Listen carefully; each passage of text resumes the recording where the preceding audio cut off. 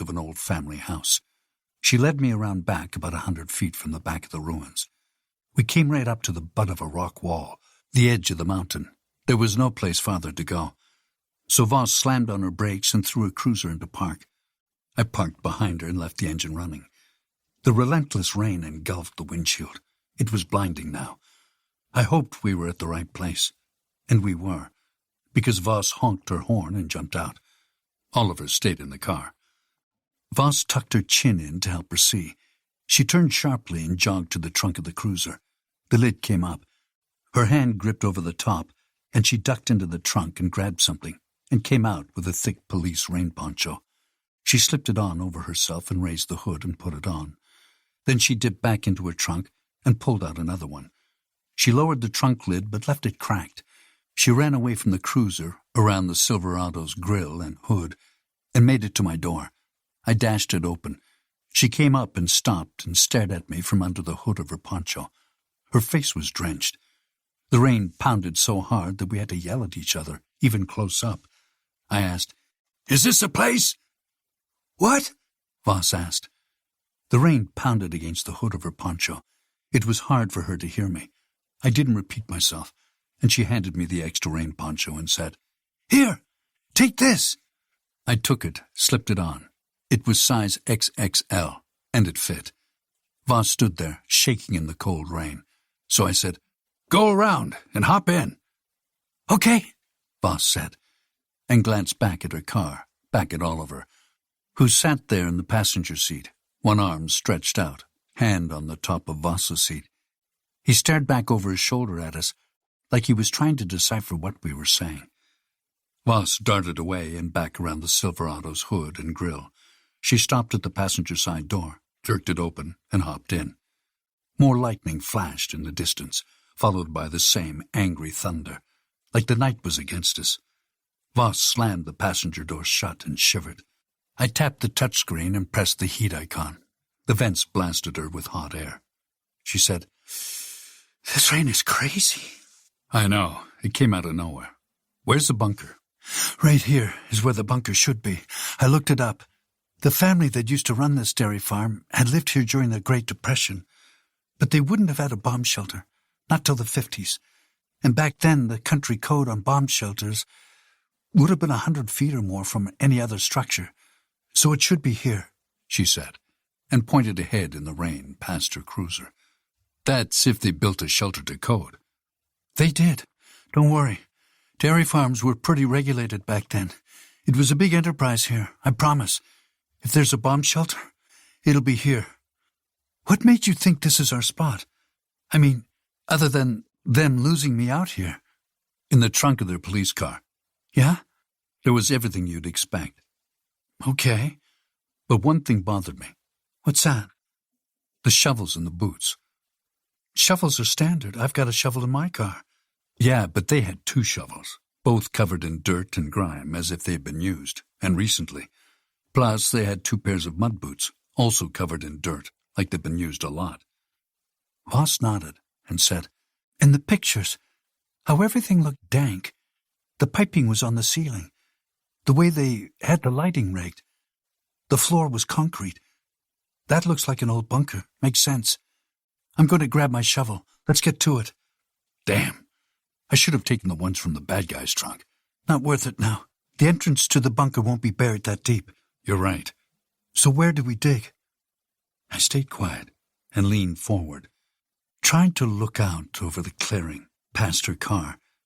I scanned the ground as best I could, until I saw it. I reached out and pointed. "There. See them?" Voss turned and looked at where I pointed. She leaned forward and squinted her eyes to see through the drenching downpour. "Yes." If the clearing was a clock face, there was a mound between the 1 and the 2. Protruding out of it was a cluster of pipes and machines.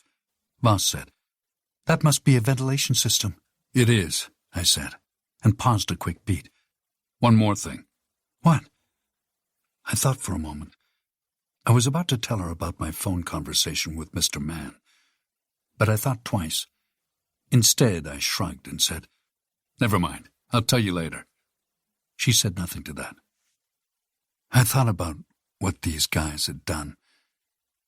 And I wasn't sure they deserved the kind of justice they would get from Voss. She would arrest them, they'd go to jail, then court and prison. But would they? I knew 2 of them were cops. Mr. Mann had already said they were powerful. Maybe the regular way wasn't the right way. Not in this case. Fair trials and bookings and witness testimony and bail and a jury of their peers may not be the right way. Months and months of evidence and lawyers and being presumed innocent until proven guilty might be more than they deserve. I needed more intel before I told her. So I stayed quiet. Chapter 20. Oliver stepped out of Voss's car, and the 3 of us stood out in the pouring rain. Oliver seemed okay to me, so I didn't press him. He and I took turns hacking Voss's shovel in the mud at the spot we figured would be the buried hatch to the bunker. It was a mound of mud, higher than the rest of the area. It was close to the ventilation system. It seemed like the best guess. Oliver wore Voss's rain poncho, and she walked back to wait in the police cruiser, with the car facing us with the headlights on so we could see the mud. The rain battered the windshield. She had the wipers on full blast. The wiper blades flung back and forth, fighting the rain like out-of-control clock hands. I called out to Janie every couple of minutes on the off chance she could hear me. I hoped she'd scream back at us, if she was alive, which was another lingering question. I felt the rain thumping down on my back. My muscles ached, and my head hurt from the relentless rain and thunder roaring. The rainfall made the poncho feel so heavy. Every time I stabbed into the mud, the shovel became heavier and heavier. Oliver was a fit, lean guy for an FBI agent. He had a good build, and he was young, too. He didn't appear to be one of those pencil-pusher desk types. He looked pretty sturdy, more like a Secret Service agent, only humbler and less intimidating. He was less than 40, but barely over 35. He poked and prodded all over the area, which wasn't a massive space, but big enough. The rain and darkness made it slow going and burdensome. Maybe the whole area was about a couple of 1,000 square feet. We ruled out a lot of the area as a place to bury a hatch because it was all ditches and dips and rock walls. It made no sense to bury a door under terrain like that. It would have been too hard to uncover the hatch every time they wanted to get in. It was mostly like on flat ground. For the first 45 minutes, I cursed the rain because it was making it hard to move. That changed when Oliver was dredging along near a low hill and hit something beneath the dirt. The rain was so harsh and powerful that it pummeled the ground into muddy dirt. It caused a thick top layer of the dirt that covered the hatch to liquefy and slide off.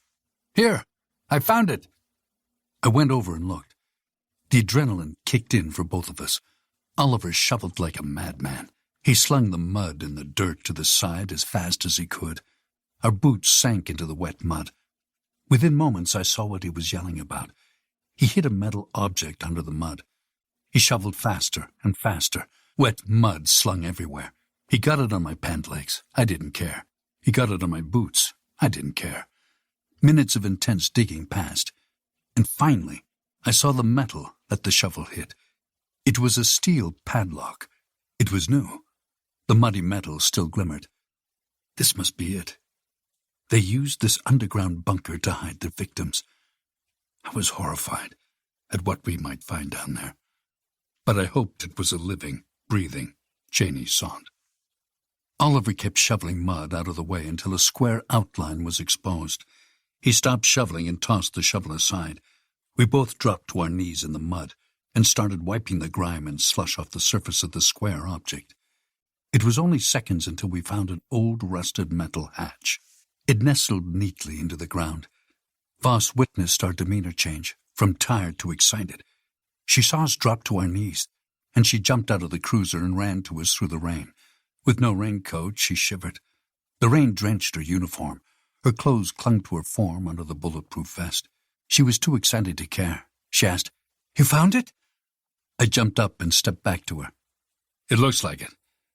The rain was so intense, it washed the mud off my clothes within moments. Oliver stood up, and the rain washed the mud off his clothes too.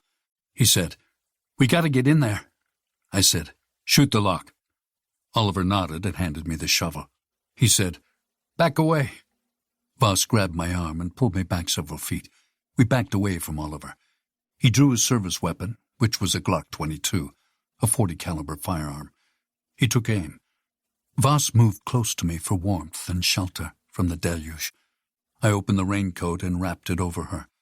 I put one arm around her and pulled her close, which was partially to keep her dry and warm, but also because I wanted to. I wanted to all night.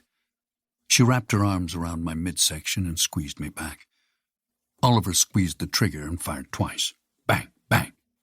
The muzzle flash was quick, but bright in the rain and the darkness. The first shot hit the padlock, but didn't break it. Not all the way. The second bullet did the trick.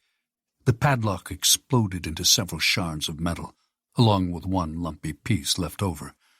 All that was left was a hatch and a long handle. Voss let go of me and started for the hatch door. Oliver said, "Wait." She paused. "We should clear it first." Voss nodded and drew her gun. "I'll get the door," I said. And I stepped forward. I grabbed the door hatch's handle and counted to 3 and wrenched it open. It was heavy, like a hatch on a submarine. It was built more than half a century ago. It was designed to withstand nuclear fallout, and it was built to specification. The door creaked on its ancient hinges. Rain battered all around me. It poured into the darkness beyond the hatch. I pulled the hatch all the way open and dropped it on its handle against the mud. I stepped back. Immediately a stench wafted out of the hole. It was horrible, like a shipping container filled with dead refugees who failed to survive a secret cross-ocean escape to a better life. The 3 of us all gagged at the smell. Voss drew her gun and went in first. She took a deep breath to stop herself from smelling the stench. She brandished her flashlight and led the way with it out front. She took it slow. First, she peeked down into the darkness, and then she dove in full throttle, like an experienced point man. Except for the flashlight beam, the blackness swallowed her up like the mouth of an underground monster. Oliver covered his nose and mouth with one hand, held his gun out with the other, and followed Voss into the blackness. I waited at the mouth. I glanced back at Voss's police car and saw her police shotgun locked in place near the front console. If I had to, I could run back to her car and grab it. If I had to, and if it wasn't locked in place, but knowing her, it probably was. I waited, regretting that I didn't have a weapon. Down the hatch, I heard nothing but silence. Then a light came on, and the dark tunnel below lit up, bright, and Voss's head came into view. She stepped into the doorway. Her face was ghostly white. There was a look in her eyes like she'd seen a nightmare. "Widow, get down here. Look at this." Chapter 21. The bunker was a pit straight out of hell. I had seen a lot of things in my life, a lot of unimaginable things. But this was up there with the most disturbing. It wasn't something I'd forget soon. The sights in that bunker would plague my nightmares. It was Dante's vision of hell on steroids. It was the devil's playpen. It was pure evil. The bunker was much, much larger than I imagined. It was tall enough for me to stand up straight, but not by much. There was a long hallway that looked like something out of a horror movie, where a bunch of teenagers get hacked to bits. I couldn't tell what the interior was made of because water trickled in from a leaky roof, but it wasn't brick or wood. Part of the floor was concrete, but part was just dirt, with long wooden planks laid out for us to walk across, like a dinosaur dig site. There was electricity, which must have been powered by a generator somewhere. Or the whole thing was tied into some old underground power cables. The lights were small bulbs, scattered about in clusters, but they were bright in the windowless space. There was a conflict of smells. The first was awful, like the smell of a morgue. The second was weird. It was new car smell. Instantly, I knew where the second came from. Dangling from pipes, wires, and any other surface on the walls and roof were hundreds of air freshener car trees. They spun and twirled and dangled from little strings. I counted 3 rooms total, including the hallway. The first room had no door and was wide open. It was the room that scared Voss so badly. It gave her the expression of horror on her face. The room was large. Several patches of darkness and shadows hid things I didn't want to see. The place was a dungeon. The first thing I saw was an open barrel. I stepped closer to it and peeked in. Immediately I regretted it. It was filled with bones. They looked human. The smell was almost as bad as the sight of them. Some were fragmented and broken. Some were charred, like they were burned in a fire. There were no remains of flesh at all. I hated to imagine what they did with the skin and organs. Against one wall there was a demented handyman's table. A pair of bloody handcuffs dangled from it. There was a rack lined with tools hanging from it. They were rusted from old bloodstains and other fragments that I couldn't identify, not without a crime lab and a forensic background, which I didn't have. I grimaced at everything. It looked like a torture chamber. Suddenly I realized I had no idea how many other bunkers there were out there. Maybe Broom and Aragon and Mr. Man had them stashed all over the state. Off to the left, there was another bucket. This one didn't have human remains or bones. This one was filled with old wallets, driver's licenses, passports, car keys, and jewelry. There were 3 digital cameras in the room. The first laid on the demented handyman's table. It was small and looked like any other digital camera, like the one we found in Sant's room. The other was a huge, old-style camcorder. It hung on the rack with the tools, like it had always been there. And the third was a newer camera, set up on a tripod, the nose face down. I could only imagine what took place here. The horrors would give me nightmares. Oliver was down the hall trying to get into the last room. He kicked the door repeatedly, like a desperate man trying to save his daughter, like Sant would have done. Oliver screamed at me, "Widow, come here!" I backed out of the room of horrors and into the hall. I wanted to forget what I had seen. I turned slowly and saw Agent Oliver banging on a door at the end of the hall. I jogged over to him. The walls were made of dirt, held up by old wooden beams, and there wasn't much room to maneuver for a guy my size. I made it to the door and asked, "Is she in there?" "Someone is, but it's locked or barred from the inside. I don't want to fire into the room. Might hit someone." "Got it. Move back." Oliver stepped to the side. Voss was back at the entrance, crouched and waiting for us. There was a tiny hole in the door. I peered in. It was very dark, like the inside of a whale's stomach. I heard something. It was faint, very faint. But something, or someone inside made some noise. I concentrated and listened hard. The rain pummeled the ground above us, making it hard to hear. Water leaked and dripped from the ceiling. It dripped everywhere. Another roll of thunder boomed overhead. Then it faded away, and my ears adjusted back to the sounds of leaking water and rainfall. I tried hard to drown them out so I could hear inside the last room. And then I heard it.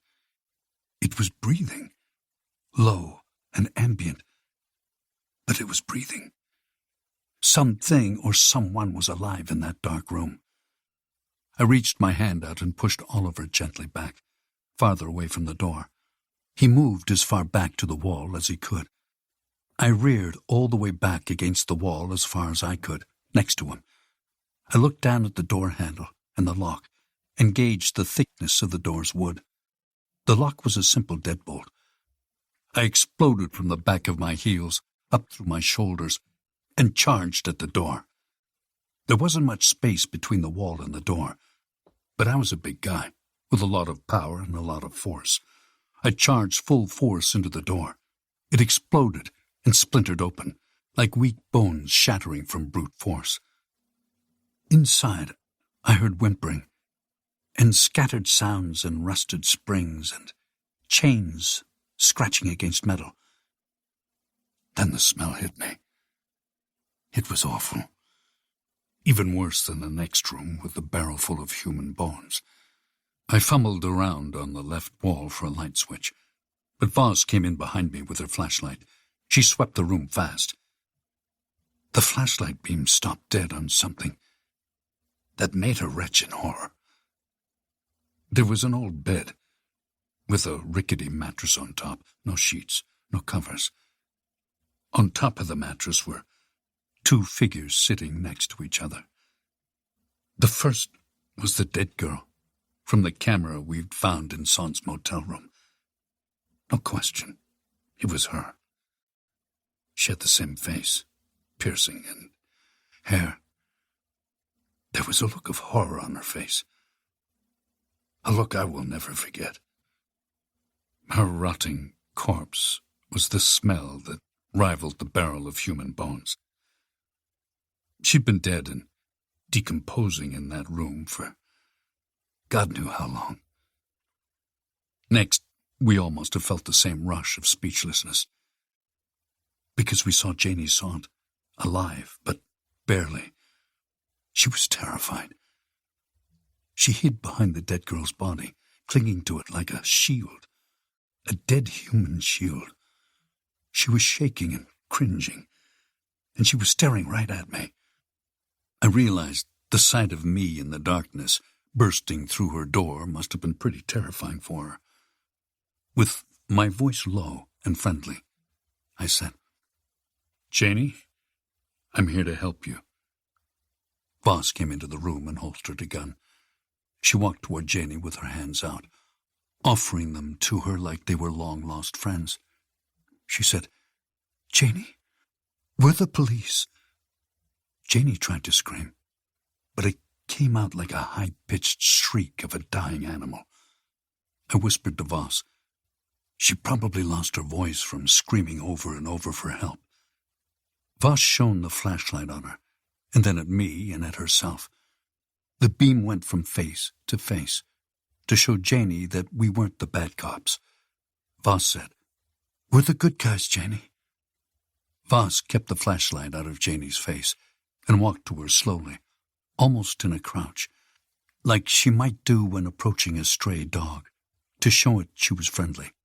She said, "We've got your father, Janie. He's in Angel Rock, the nearest town. We're going to take you to him." I glanced back over my shoulder quickly and saw Agent Oliver was staying back in the hall. He watched with real concern on his face. Voss finally reached Janie and grabbed her. Janie reached out and latched onto her tightly and squeezed her close, like Voss was an angel from out of the white light at the end of the tunnel. That's when I saw Janie was handcuffed to the dead girl. Those bastards left her here, locked up for days on end, handcuffed to the dead girl. I stared at her corpse. The dead cops handcuffed the girls together as a sick and twisted warning or an evil prelude to what would happen to Janie next. Rage filled me. A sudden lump came up in my throat. I started breathing heavy. I caught Oliver leaning in closer to me in the doorway. He reached up and put a hand on my shoulder. He asked, "You okay?" "Yeah. Couldn't be better. We got her alive." "Yeah, thanks to you." I turned and stepped out in the hall. I asked, "Shouldn't you be calling the cavalry in?" "I texted them. They know I'm here." "Why are you here?" "To help find her." "I mean before. What are the odds that you'd be here at the same time as this whole thing?" He paused a beat. "I was here because of Ryan." "Sant? Why?" "We started investigating him about 2 months ago for financial crimes. It was really just a dead end. We picked his company because they had some questionable dealings. It was all on suspicion, and it was just about to end until... Until he emptied his bank accounts. Yeah.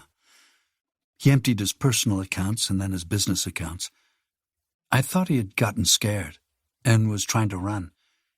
His kids stopped going to school. The guy emptied his accounts and abandoned his house. One day I was questioning him about his finances. He complied, and then, just when I was about to close the investigation, just when I figured him to be innocent, he up and vanished. It was a real anomaly. He went from a Boy Scout type to a guilty criminal. I thought he was trying to run. He looked guilty as sin. Why else would he run?" "So he really was paying off a ransom." Oliver nodded. "Trying to save his little girl." "Life's full of anomalies." "Poor girl. She must have been locked in here for weeks. And the only friend she had was a dead girl. She must have been terrified every time they came back. Every time they brought her water or food. She probably thought they were going to kill her." I stayed quiet. I clenched both my fists. I would have killed them both myself, given the chance, I thought. We stood there in silence for a long moment, watching Voss hug Janie, watching Janie sob uncontrollably into Voss's chest. Voss stroked her matted hair like she might her own daughter, if she had a daughter. But she didn't. She had a son. Still, I'm sure she understood how Sant felt, seeing those photos more than I did. I have no children. The moment grew longer and longer. The room was filled with the sound of Janie's sobs. Sobs and the rain hammering the ground above. Another thunderclap roared across the sky, and lightning crashed.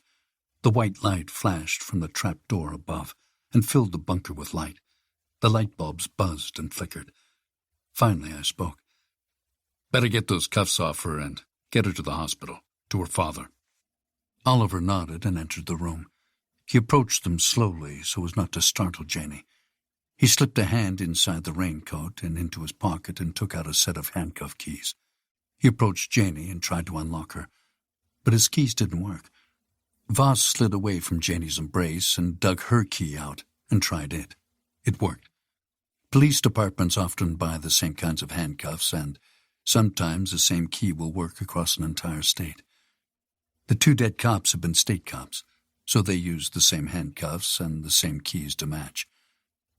Suddenly a smile crept across my face. Voss saw it.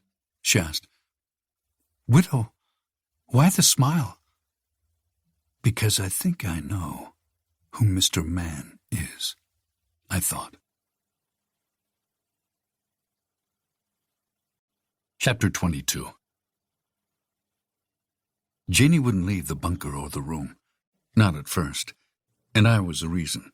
She feared me. She didn't trust me. I had burst through the door, and it shook her, more than she was already shook. It took 20 minutes for Voss to convince Janie that I was on her side. I took no offense. She was in shock. She wasn't her normal self. Voss finally convinced Janie that we were the good guys.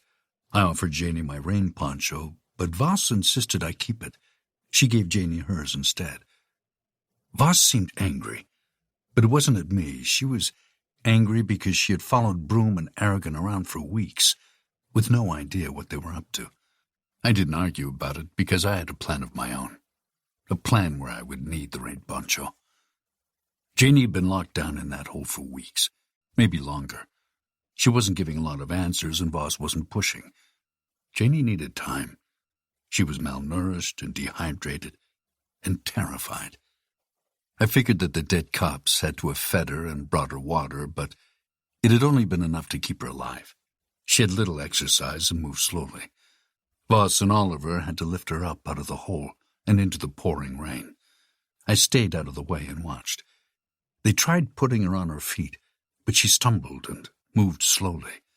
They wanted to get her out of the rain as fast as possible. The last thing they would have wanted was to give her pneumonia, on top of whatever else she might have gotten from being down in that hole. Possibilities that I didn't want to think about.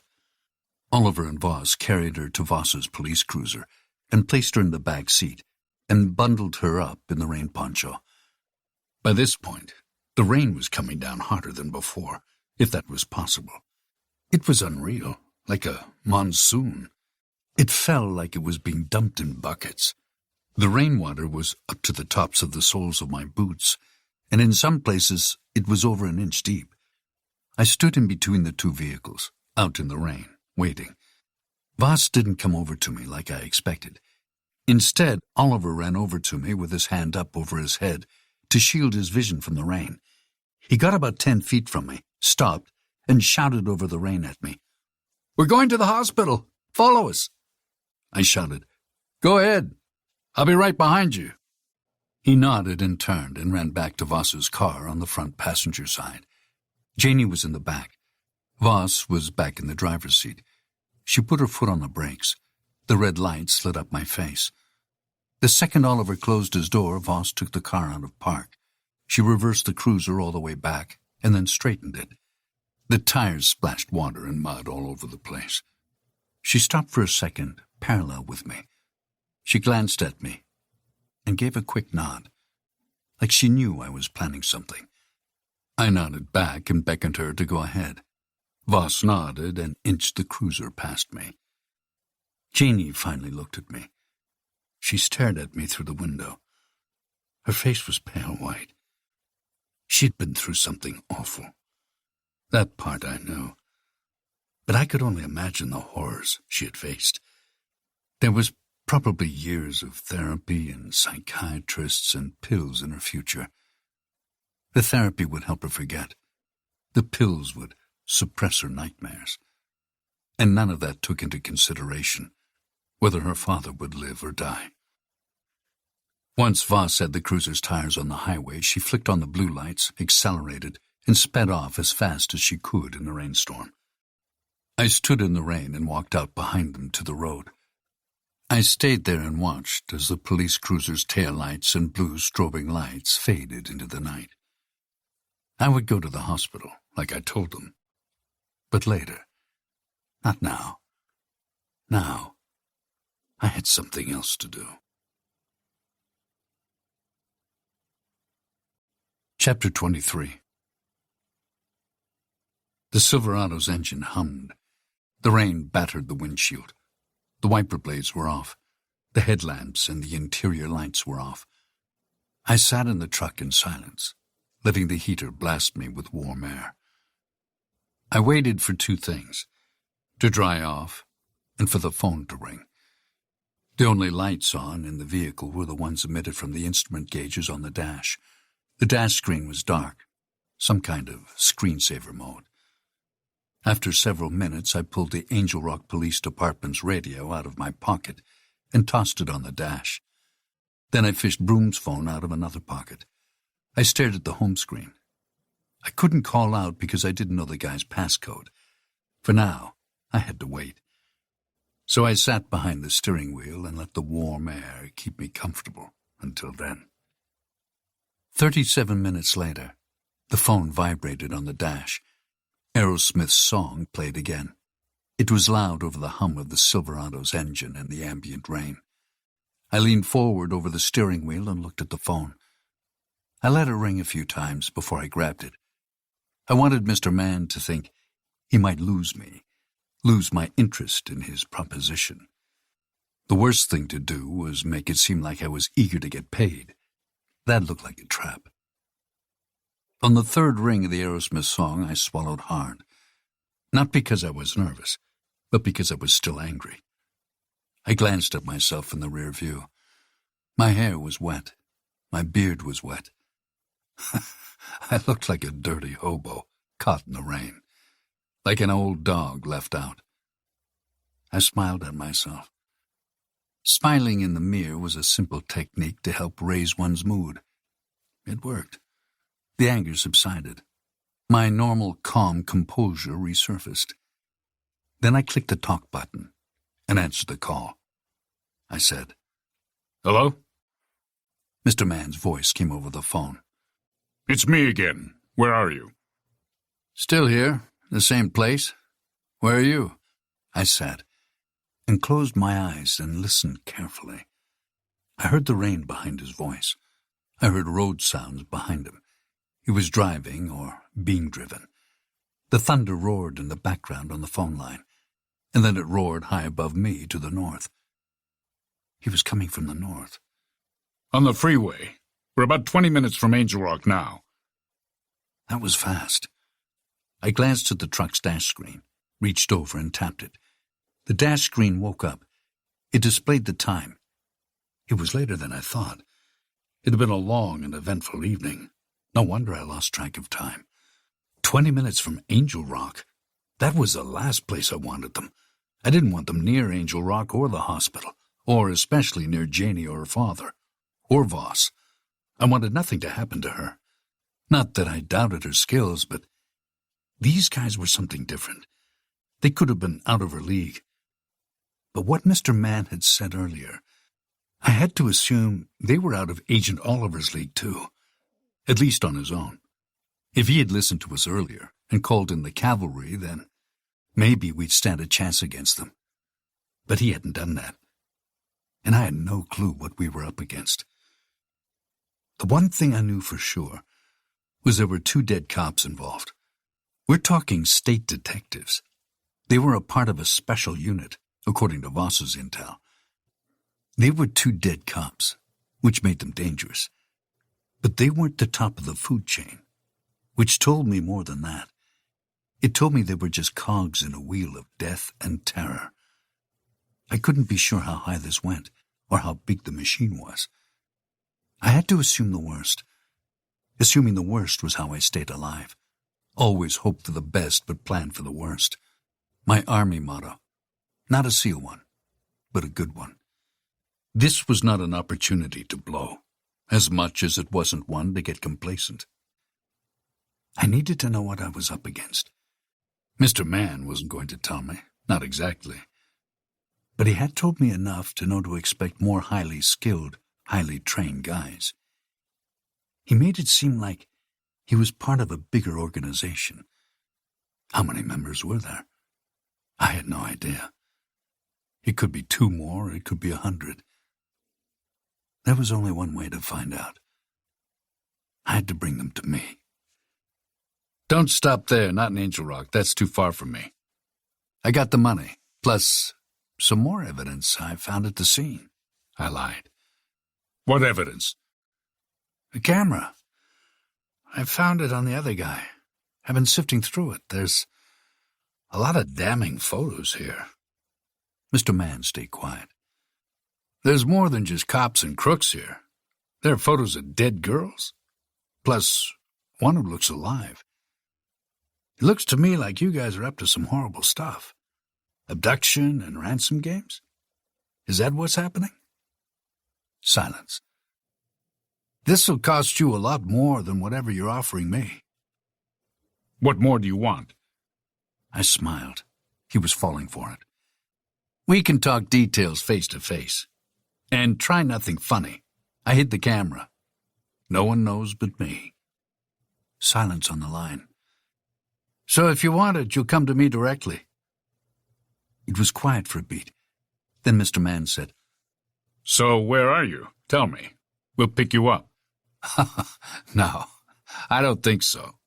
What, you think I'm an idiot?" "Of course not. I'm just trying to get you your money. Plus find my guys before the cops get there. That's all." We gotta clean this up, contain it. If the local cops find the dead ones, the jig is up. There'll be questions. What's bad for me is bad for you, okay? We're partners here. I stayed quiet. Let him think I was getting skittish, like I was mulling it over. Mr. Mann said, I want what you want. Believe me, we're on the same page here. I want to cover this thing up as quickly as possible. Where are my guys? Why don't you tell me? GPS was an exceptional tool for law enforcement. They had GPS in their cars, surely. They had it in their phones. But was Mr. Mann in law enforcement? I didn't know for sure. Even if he was, he may not be able to access their car's GPS. And their phones were a whole different set of problems. Plus, GPS works best in more urban areas with cell phone towers. If we were in Roswell or Albuquerque, it would be great. But out here, GPS wouldn't lead them within 5 miles of the dead cops. In this rain, they'd be searching the plains all night long before they found anything. Not yet. I'll lead you to them once you show me the money, I said, then grinned as I realized I saw it in a movie somewhere. Yeah, I got it. Okay, bring it to me. Then I'll take you to them. The phone went silent. Mr. Mann said nothing for a long minute. I waited, listening to the water pouring across the truck's windshield. I heard the same sounds of rain on his side of the line. But also there was road noise. Mr. Mann asked, Where do we meet you? I smiled because I knew just the place. Not the site of the dead cops. I wanted to ambush these guys, if possible. Ambushing them depended on how many there were and how much firepower they brought. I didn't know how many there were, but I would soon enough. I said, Do you know the town of El Demonio? Silence, like Mr. Mann was looking it up on his phone. Mr. Mann said, Yeah, I see it. Good. It's an abandoned ghost town now. No one lives there anymore. Okay. Meet me there. Where exactly? I thought back to what I'd seen passing through, which was at night, but it was less than 6 hours ago, and it hadn't been raining like this then. I remembered all the crumbling buildings and overgrown grass and broken traffic lights. I also remembered there was an abandoned police station. It was still intact. Meet me at the El Demonio police station. How will I know where that is? You'll know. Trust me. Okay, I'll be there in 30 minutes. Call me when you get close or if you get lost. See you soon. I clicked off the phone. Now I needed a gun. Luckily, I knew just the place to get one. Chapter 24. I drove back toward El Demonio, but I had to make a quick stop. I pulled the truck up slowly to the scene of the dead cops. The rain continued to pummel the landscape. Lightning sparked and crackled beneath the heavy clouds. Thunder rumbled all around me. The weather showed no signs of subsiding soon, which would give me an advantage in case things went south. I expected they would. It was harder to battle in storm conditions for the untrained. But I was not untrained. I'm highly trained and skilled. I welcomed the weather. It could prove to be the difference between winning and dying. The rain and the darkness could suppress any sounds I might make, like footsteps. The thunder could provide suppression for the weapon I hoped to use, which was the Remington 870 locked up in the center console of the dead cop's unmarked car. I pulled the Silverado close to the bumper of the dead cop's car and left the engine on and the driver's side door open and hopped out. The door-open alert dinged every few seconds. Wearing Voss's spare rain slicker, I rounded the truck's hood and grill, cut through the headlamp beams, and jogged to the cop car. The dead cops were still there. They were still dead. The bodies clumped there like husks. The weather had pummeled the cop car so much that the doors had sealed tightly shut. It took some force, but I wrenched the driver's side door open, ducked down, grabbed the dead driver's legs, and lifted them. I shoved the dead cop, legs first, over the center console, as far as I could, like a sack of potatoes. I shoved him into the other dead cop. the driver's torso pressed against the other dead cop, like hunks of meat slabbed together. The rain battered my poncho. The sound echoed in my hood. I forced myself into the front seat of the cop car the best I could. I reached over and shoved the driver as hard as I could into the passenger side. Then I fired up the engine. The headlamps clicked on, illuminating the rainfall in front of the car's grill. I closed the door, put the gear into reverse, and drove backwards. I went at a medium pace because I wanted to get out of the car as fast as possible. I drove it about 40 yards over low hills and dips and back into one nice-sized crater. I drove it until I couldn't see the road any longer, which meant that anyone on the road wouldn't be able to see me. That's what I was going for. I wanted Mr. Mann and his guys to drive right past their dead friends. It was a precaution, in case they stumbled upon it like I had. After I was satisfied with where I hid the vehicle, I killed the engine, took out the keys, and unlocked the Remington 870 and removed it. Before hopping back out, I reached over and stripped the dead cops of their sidearms, which were both Glock 22s, both .40 caliber, both magazines held 15 bullets, both weighed 22.75 ounces, 34.39 with a loaded magazine. Then I kicked open the door and stepped out into the downpour. I walked back up over the dips and the hills. I trampled through wet grass, through the thick mud, and made it back to the Silverado. I dipped into the truck and laid the Remington 870 across the seat and tossed the 2 Glocks in near it. A lightning bolt crackled the sky and struck a nearby tree. A huge tree branch splintered apart and fell to the ground. I ignored it. I grabbed the roof handle and hauled myself up into the truck. I shut the door and threw the gear into reverse, and then drive. The truck spilled back out onto the road. I stepped on the gas, accelerated, and headed for El Demonio. Chapter 25. El Demonio was cold. It seemed colder than Angel Rock, colder than the rest of New Mexico. It was like I crossed over into a different dimension. Maybe it was because the wind picked up and blew in the cold rain.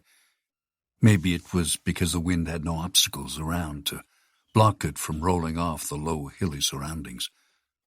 Or maybe it was ghosts of the derelict, abandoned town, returning to haunt their forgotten homes. Before coming into El Demonio, I drove through Angel Rock. I passed the hospital, saw Voss's cruiser in the lot near the emergency room entrance where we entered earlier. There was a gas station on the outer edge of town. I stopped there before heading farther. There were a few items I needed. They were paramount to the success of my ambush. I went in and made 3 purchases. I bought a gas can, the largest they offered. I filled it with gas. And I bought a tall cup of black coffee. The gas can sat snugly in the truck bed, nestled under a lip near the rear cabin. The coffee cup sat in the cup holder, up front with me. I drank a third of the coffee on the way to El Demonio. The roads were long since ruined, dried up and abandoned. Therefore, maneuvering was difficult. The rain turned every ounce of dirt into mud. Streams of rainwater flowed everywhere, like tiny flash floods. Driving with the high beams on, I took it slow. I drove up and down the streets, dodging rubble and old deserted structures. Most had standing walls and doors, and half-collapsed frames, but none had everything. Weeds sprouted up over walls. Brown grass burgeoned over the ruins. The windows were almost all gone and turned to dust. Looters had come and gone. The town had probably become a thing of legends and scary bedtime stories for kids who lived in Angel Rock. Don't stay up too late, or the ghosts of El Demonio will come and get you. I turned onto the main street and searched for the old police station I had seen passing through. It didn't take long until I found it. There was an old police cruiser parked out front. Not quite parked, but abandoned and forgotten. It was a relic from another time. The cruiser was under an old carport. It was tall, made of rusted corrugated steel, but it still stood and kept the cruiser relatively dry. The cruiser used to have those old bulb sirens on top. They were gone now, stolen, probably. Now the car had no tires and no glass in any of the windows. Any stereo and electronic equipment that used to be there was gone now. The artifact police cruiser was a perfect thing to get Mr. Mann's attention. So I parked the truck and got out, leaving the headlights on bright. They shone over the remains of the old cruiser. I parked the Silverado close to the front end of the cruiser, outside of the carport's cover. As soon as I cracked open the door, the cold and rain swooshed in. I shivered under the rain poncho. The storm clouds echoed all around me and through the ruined buildings. The only lights were the ones in the truck. Everything else was engulfed in darkness. It was only the lightning crashes and what little starlight and moonlight there was that helped me to see. I tugged the rain poncho's hood back over my head, swung the door all the way open, and slid out of the truck. I shut the door, grabbed the gas can out of the truck's bed, and carried it over to the abandoned cop car. The poncho's hood kept me dry enough. The offset was my vision was limited to an acute cone of sight, like the blinders on a horse. The sound of rain hammering on the roof of the hood reverberated through my skull. It intensified under the corrugated steel. The rain pounded loud on the metal. I circled the car and checked out the interior through the empty holes where the windows used to be. The dash was completely ripped apart. Anything of value, not just the electronics, had been stripped away, including the steering wheel and the pedals and the knob to the gear selector. Even the seatbelts were gone. The seats were shredded, but there was still a good amount of cloth left. Any metal left over had rusted long ago. The paint had chipped away along with it. There were hints of white left, but most of the car looked rust-brown now. The bulb lights were gone, but there was an outline of where they had been fastened to the roof. I popped the cap off the gas can. The smell of gasoline leaked out and filled my nose. I held it up high and doused the old cruiser in gas. From the roof to the interior to the trunk, I covered the abandoned relic. I kept most of the gas under the carport.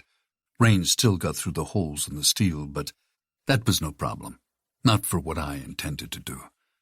I emptied the gas can until it was bone dry.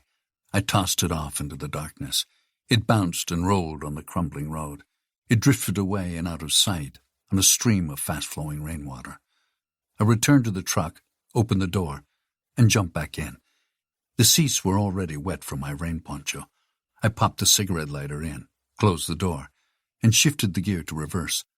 I backed the car up to the other side of the street, put it in park, and waited. After several seconds, the cigarette lighter snapped out. It was ready for use. I pulled it out and glanced at the hot end. It was hot, definitely, no doubt about it. It glowed red.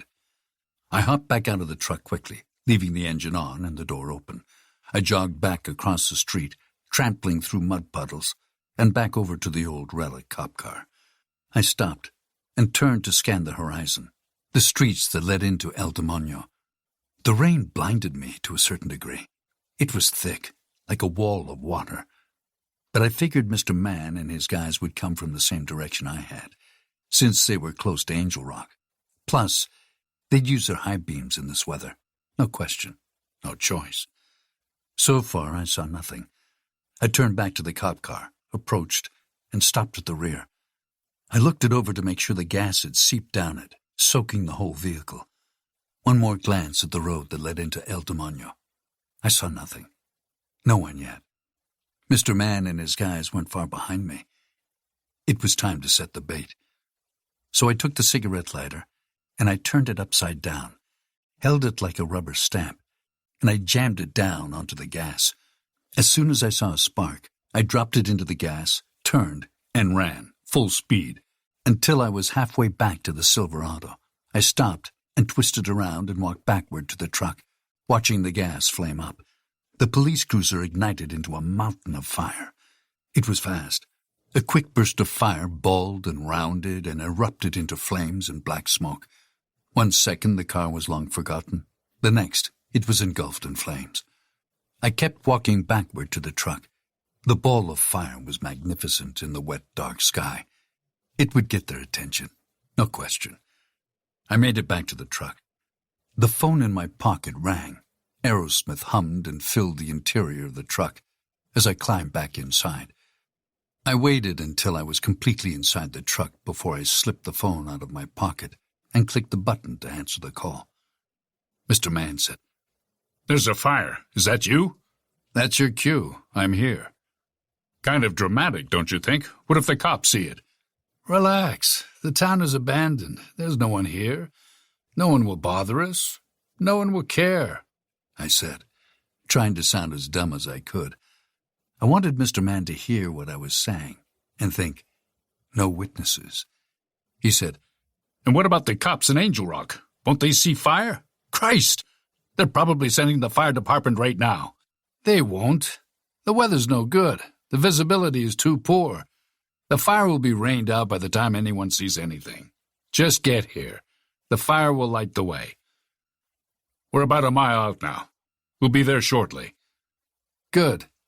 Don't make me wait," I said, and clicked off the call.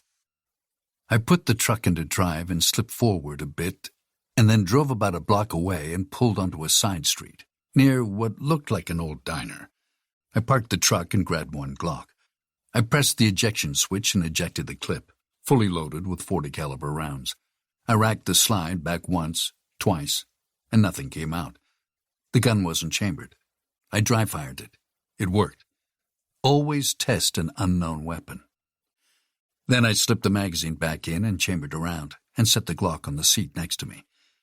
I picked up the second Glock and ejected the magazine and checked the rounds. I racked the slider, same as before, and nothing came out. I dry-fired the weapon, and it clicked. It worked perfectly. I tossed it onto the other side of the front bench. I wasn't planning on needing it, but I was glad it was in good working order just in case. But I wanted the extra magazine. I might need it. Next, I grabbed the Remington 870 and pumped it. Nothing came out. No shells discharged out of the ejection port. I racked it again. Still nothing. The weapon was empty. This Remington model was a tactical police special version. It was modified with the Archangel shell holder screwed to the side and a tactical stock that extended, but I left it in the tight position. The shotgun was an 18 gauge with a black tactical slide. It ran smooth. I slid a shell out of the holder and loaded it into the tube. The shell was a 3-inch Magnum round. There were 7 of them. The damage from a Magnum shell was devastating, and that's the best-case scenario for anyone hit with one. A Magnum round will blow a hole through a target made of flesh and tissue and bone, the size of a dinner plate. Truly not a round you wanted to get hit with, but definitely one I wanted chambered in my weapon. I wondered if it was legal for a couple of state police to be using it in their shotguns. Of course, these guys had already blown past the ethics of legal versus illegal. I loaded the Magnum rounds into the gun until it was full and pumped the action. The most universally powerful sound of the last 100 years echoed into the Silverado's cabin. Crunch, crunch. I smiled. I had 7 Magnum shells and 2 full clips for the Glock. I was ready for bears or wolves or whatever Mr. Mann was going to bring with him. Chapter 26.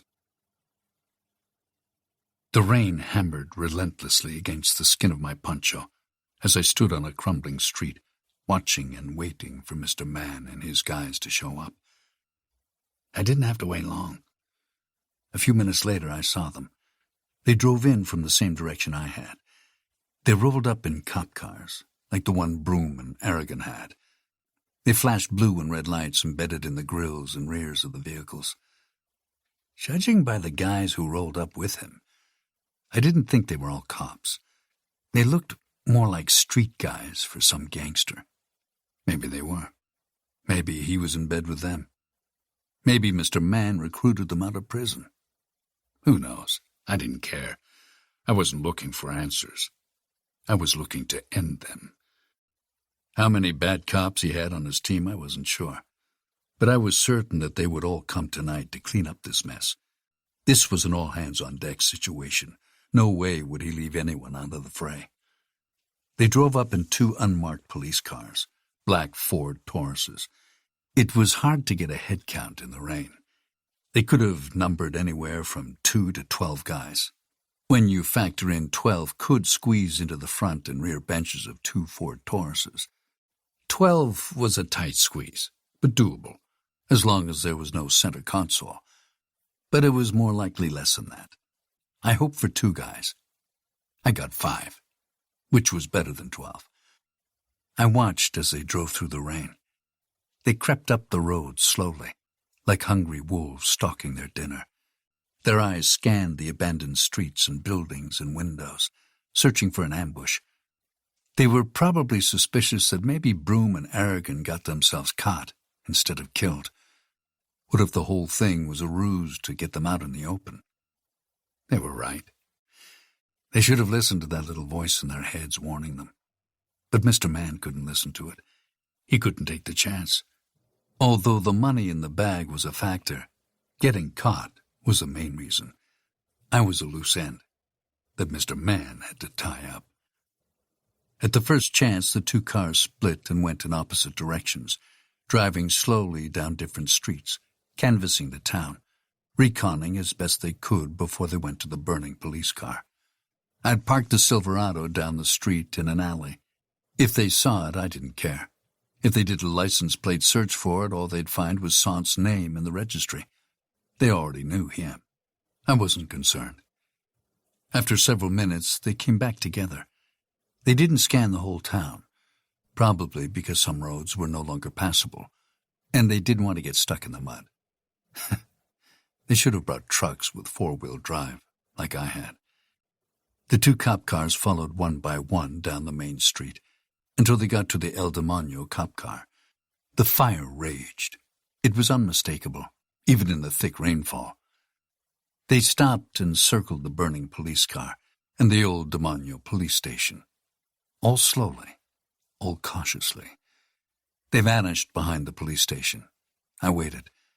They reappeared back on the street that looped around the building. The lead car drove around to the front and parked on the street in front of the old eroding steps in front of the station. The second car came from around the back and pulled up slowly behind the front car. The second one switched on a searchlight fixed to the driver's side door pillar. The light was white and bright. The beam washed over everything in all directions. They searched the broken windows and splintered front doors and corners of the building. Every nook and cranny was illuminated and investigated. They searched for me. I pulled Broom's phone out of my pocket and flicked the switch on its side to silent. I didn't want Mr. Mann calling me. The last thing I wanted was to die tonight because Aerosmith gave away my position. I waited across the street inside an old courthouse. It had large, glassless windows. Several concrete pillars remained standing out front, above the entrance steps. They provided a bit of added protection, in case I needed it. The courthouse was lined with pews like in a church.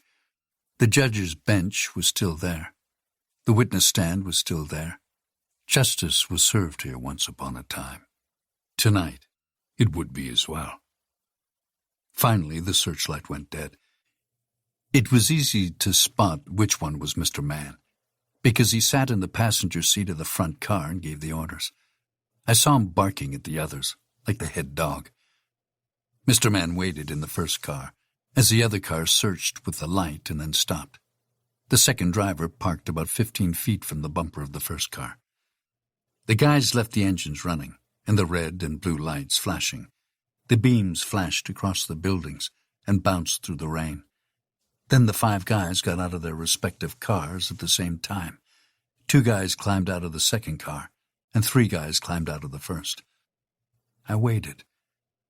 Mr. Mann confirmed which guy he was in the group because the passenger from the first car, the one who barked orders, raised a phone to his ear. At that same second, Broom's phone vibrated in my pocket. I ducked back out of sight, put my back to a wall, and clicked the answer button. I put the phone to my ear and listened. "We're here. Where are you?" I stayed quiet, walked back through the courthouse and the courtroom. I stepped to the judge's bench. "Hello? Where are you?" I set the phone down on the judge's bench, near where the gavel once rested. Above the judge's seat, above everything, was an old, life-size statue embedded into the wall. It was set back in the wall about a foot. It stood on a dusty marble pedestal. The statue was Lady Justice. It had the balanced scales, the sword, the blindfold, and everything. Lady Justice, the personification of justice from ancient Rome. Iustitia, or Justitia, was a statue representation of the Greek goddess Dike, the goddess over justice and fairness. She represented the spirit of moral order and fair judgment. But not tonight. There was nothing fair or just about what they did to Janie Sant, or the unidentified dead girl, or countless others. Nothing would make up for that. Chapter 27. Mr. Mann and his men stood in a half-circle in front of their cars in the rain, facing the old police station. They each wore New Mexico State Police rain ponchos with "Police" written on the back in yellow. I imagined they wore police bulletproof tactical vests under the ponchos as well. All 5 of them wore police rain ponchos, but that didn't mean that all 5 were police. Then again, maybe they were. Mr. Mann had mentioned some kind of special unit in the state police department. Broome and Aragon were supposedly a part of it. Maybe this was the rest of the unit. They were all bad. I knew from experience that military units are a tightly knit family. Mostly when a bad apple appears, the Navy will isolate that apple and try to retrain him, make him a good apple. But that doesn't always work. Depending on the crimes the bad apple committed, the Navy will either retrain, discharge, or, if the crime was severe enough, punish. In rare cases where the crimes are so egregious, they might even end the apple's entire existence. Usually the Navy can save a unit when there's one bad apple. They simply pluck out the bad apple. But sometimes one bad apple can ruin the whole bushel. Sometimes one bad leader can corrupt the whole unit. A unit filled with corrupt members will often be irreparable, and they'd have to be dealt with. That was my job in the NCIS's undercover operation, Unit 10. My job was to investigate the crimes no one wanted to talk about, the worst of the worst.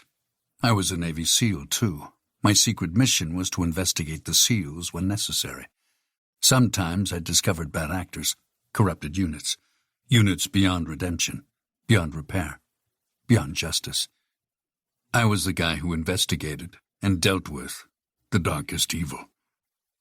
Standing there, staring at Mr. Mann and the 4 guys in the rain ponchos, all I saw was a dark evil.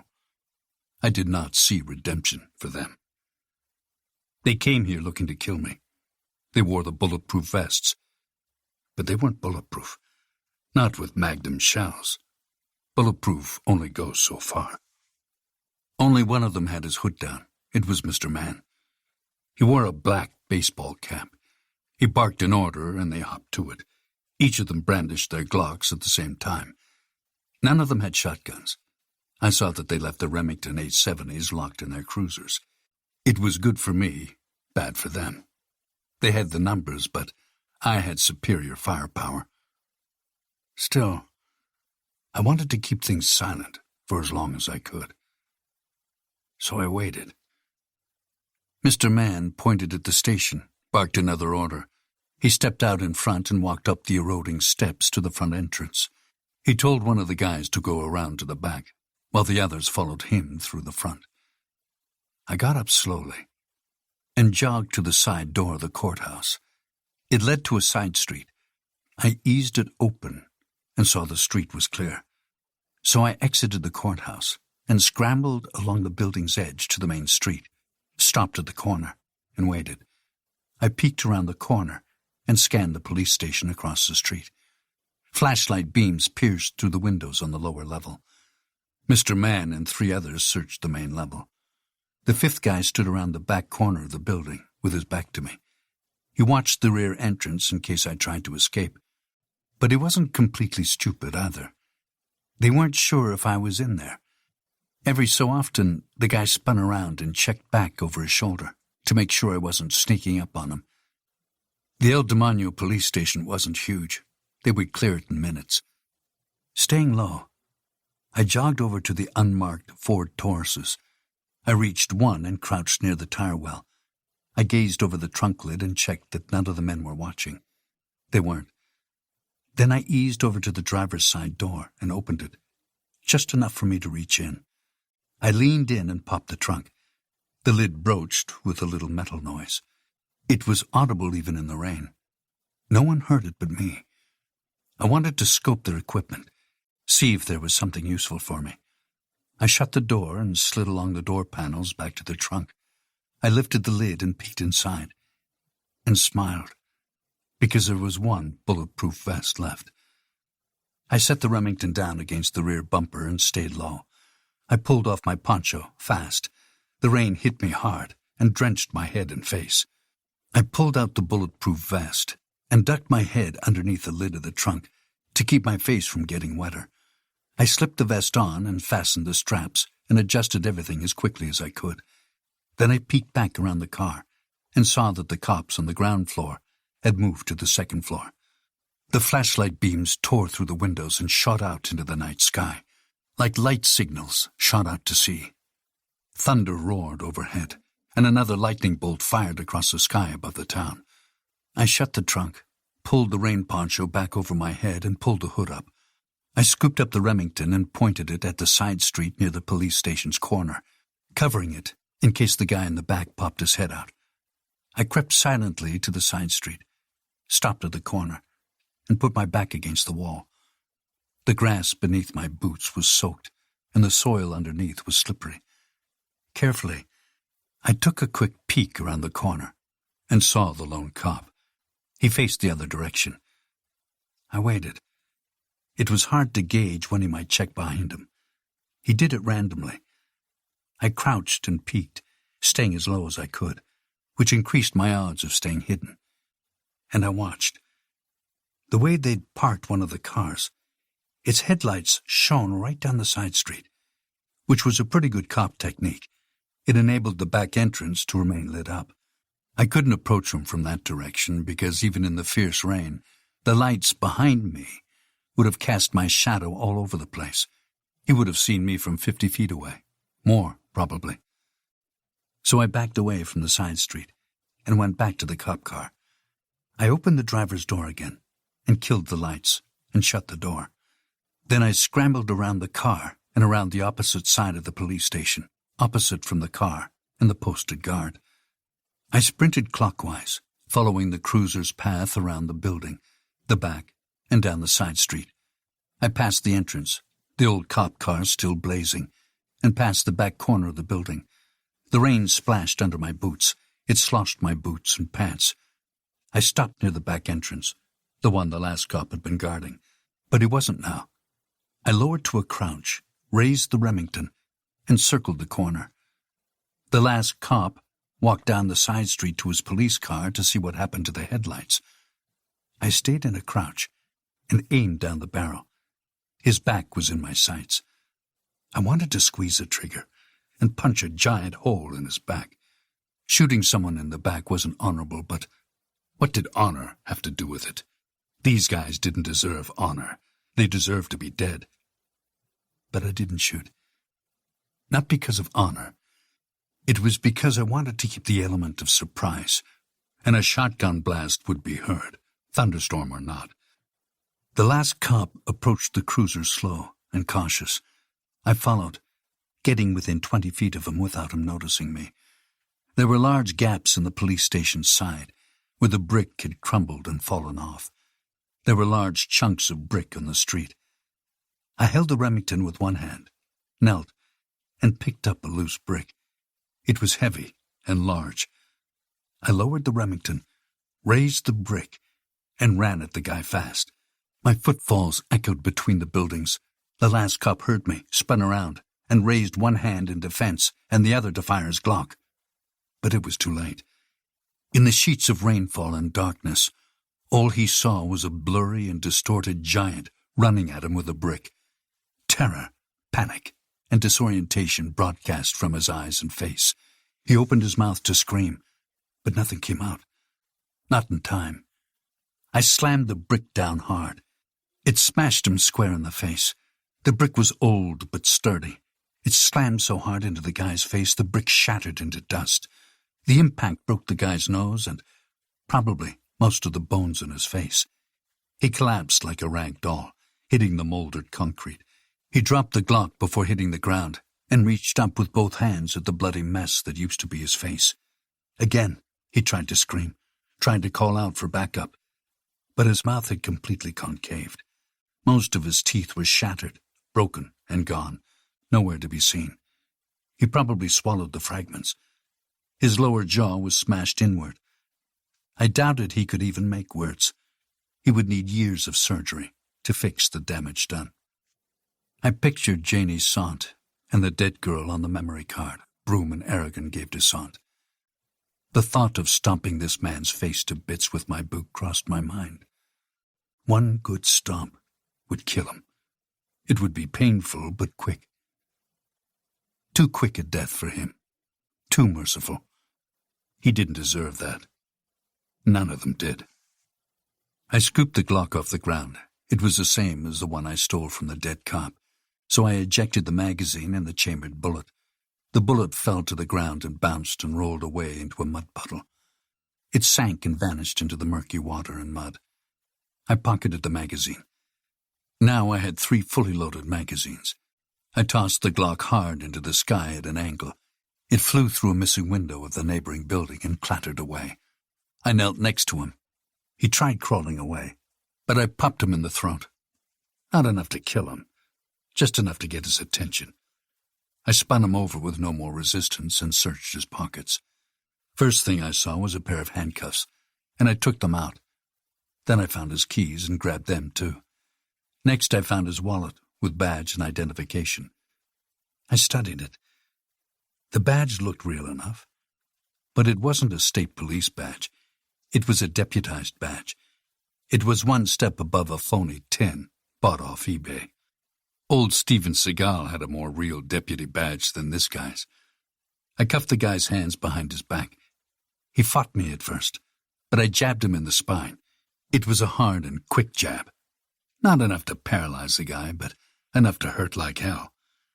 After cuffing his hands behind his back, I spun him around and laid him on his cuffed hands. I stared at the guy. His face did not look good. He spat up blood and wheezed and coughed, partly from the throat punch and partly from his smashed face. I could have interrogated him, found out if any of them were real cops, but he wasn't able to speak. And I didn't care what he had to say. I didn't need testimony and official statements. I had all the evidence I needed. The guy was Hispanic, with a shaved head and covered in tattoos. His arms, neck, and even his face had tattoos. I looked closer and saw that his tattoos appeared to be gang tattoos. These aren't the fake kinds guys get to look tough. These are the real deal. Mexican cartel symbols. Whatever kind of operation Mr. Mann, Broom, and Aragon were involved in, I didn't care. I just knew that this arm of the operation was going to be severed. Chapter 28. 1 down, 4 to go. I left the fake cop handcuffed on his back in the trunk of one of the police cruisers. I didn't kill him, but I didn't spare him either. After this is done, Voss and Oliver might find him there alive. Then again, they might not. He was lucky. He was getting off easy. Better than the dead girl. Better than countless others. I had no idea how long this crew had been up to this nightmare, but I presumed it had been a while. More than once was enough for me to consider them dead men walking. I dusted the brick particles off my hands, returned to the police station's back entrance, stepped back, and looked up at the second-floor windows before I went in. The flashlight beams were still there, peeking out. I counted 4 beams. meaning they all were searching the top floor. Mr. Mann probably felt safe with his choice in the sentry he posted at the bottom. Voss's police cruiser flashed across my mind. The mottos on the door: to protect and to serve. Earlier in the night, I discovered 2 dead cops, and thought about how much I hate cop killers. I thought about how angry I got when the enemy killed one of my SEALs, or Marines, or sailors, or airmen, or soldiers. They all signed up to serve. Each of them sacrificed to protect, defend, and fight for an oath to service, to justice. Not Broom, not Arrogant, not Mr. Mann. None of them deserved to be in league with dead service members, with fallen cops. I realized there was something worse than a cop killer, worse than an enemy who kills a service member. One of Unit 10's core tenets was to catch those who betray their oaths, betray their country, betray their brothers. Traitors were worse, and Mr. Mann was a traitor. All of them were. They betrayed Janie Sant.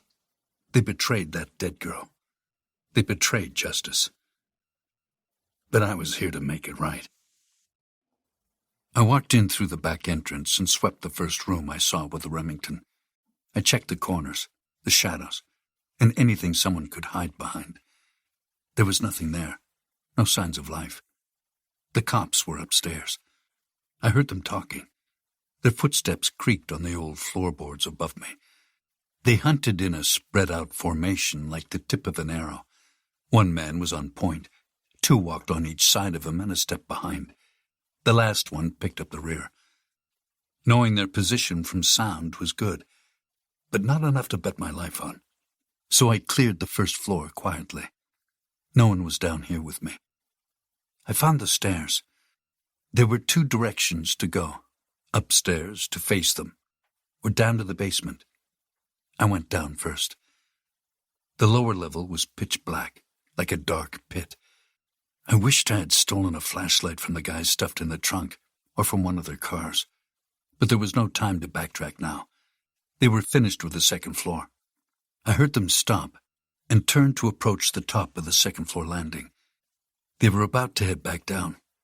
Then they would search the basement. I couldn't go back up now. I had to make a stand in the basement. I descended the rest of the staircase. Once I got to the last step, I saw light coming from the far wall. At the end of a long hallway, there was a set of windows along the ceiling. They looked out to the street that ran along the front of the station. Part of it was the carport. The light came from the old police cruiser. It was still on fire, still raging on. The firelight flickered and danced and illuminated the lower level enough to see, but it left a lot of dark shadows. At the bottom step, I realized I'd made a critical error. Outside, the rain hammered and pounded everything, including me in my rain poncho and boots and pants. I was drenched from the rain. Plus, I had trampled through the mud and grime. My boots were wet and muddy. I spun around fast and stared at the stairs. Huge muddy footprints tracked down the stairs and into the basement. My muddy trail could be traced all the way back to the back entrance I came through. Shit. The remaining fake cops wouldn't notice the muddy boot prints on the first floor because that level was mostly covered in deteriorating carpet. But they would notice the giant muddy prints on the stairs leading down here because the steps were concrete. All they had to do was use their flashlights. It was too late to retreat now. Just then I heard voices. I heard a familiar voice. It was Mr. Mann. He was barking more orders at the others. Suddenly, flashlight beams fell on the concrete steps and the muddy boot prints. My boot prints. They were coming. Chapter 29. It was stupid. I was stupid for making such a mistake. I stood at the bottom of the stairs in the police station's basement and stared dumbfounded at my mistake. Rookie mistake. I left muddy boot prints evincing where I had come from and where I was heading. But when you make a mistake, there's no sense in sticking around thinking about it, no time to dwell on it, no sense in questioning it. None of these things will solve anything. You've got to move on, move forward. Think about what the next move should be. No plan survives first contact with the enemy. Another SEAL motto. The Navy is full of handy proverbs like that. Another one is shoot, move, and communicate. I had communicated that I was there and where I was going. Now it was time to shoot and move. I thought about Janie. I thought about the dead girl. I thought about the bones in the barrel. And I moved. The fire from the police car outside burned bright, even in the rain. Eventually it would burn out. For now, I was grateful for the light. I saw the basic layout of the basement floor. It was one huge room, bigger than the bunker. There were 3 large jail cells on one side. They were old, but the bars were still standing in good shape. The doors on all but one cell were closed, and probably rusted shut. I doubted they would open without a tremendous amount of torque and pressure. The first cell door was wide open. I glanced inside. Shadows flickered and danced from the firelight. Each cell was crammed with a set of bunk beds, the remains of metal sinks and broken toilets. The cell closest to me still had a mirror above the sink. Instead of glass, the mirror had reflective metal to prevent inmates from shattering it and using the shards as weapons. Across from me there were overturned desks, flipped on their sides and splintered in places. There was a bench, still upright, and a pair of metal filing cabinets. There were 2 drawers left. The rest were gone. I stayed where I was and scanned the floor. At the end of the hall, I spotted another room. It looked like a closet. I stepped forward and peered in, squinting my eyes. There was a thin cage inside, like a locker. The door was wide open. It must have been an evidence locker or weapons locker or both. There weren't a lot of hiding places down there. Not enough for me to hide in and never get found. But there was plenty of square footage, more than I would expect for a small-town police station. I trudged to the right toward the overturned desks, nearest the firelight. The fire hissed and crackled. The smell of burning upholstery wafted in through the glassless windows. I stepped with huge, purposeful strides, making sure that my boot prints were big and visible. It took me a few long seconds to finish. I stomped over to the file cabinet side of the hallway and stepped behind the closest desk. I sat down on it and leaned the Remington 870 against the wooden top.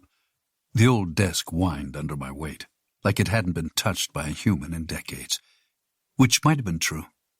I'd have to ask Voss when I saw her again. If I saw her again. My back was to the entrance. I heard their voices. Their footsteps grew louder as they marched down the stairs towards the first floor.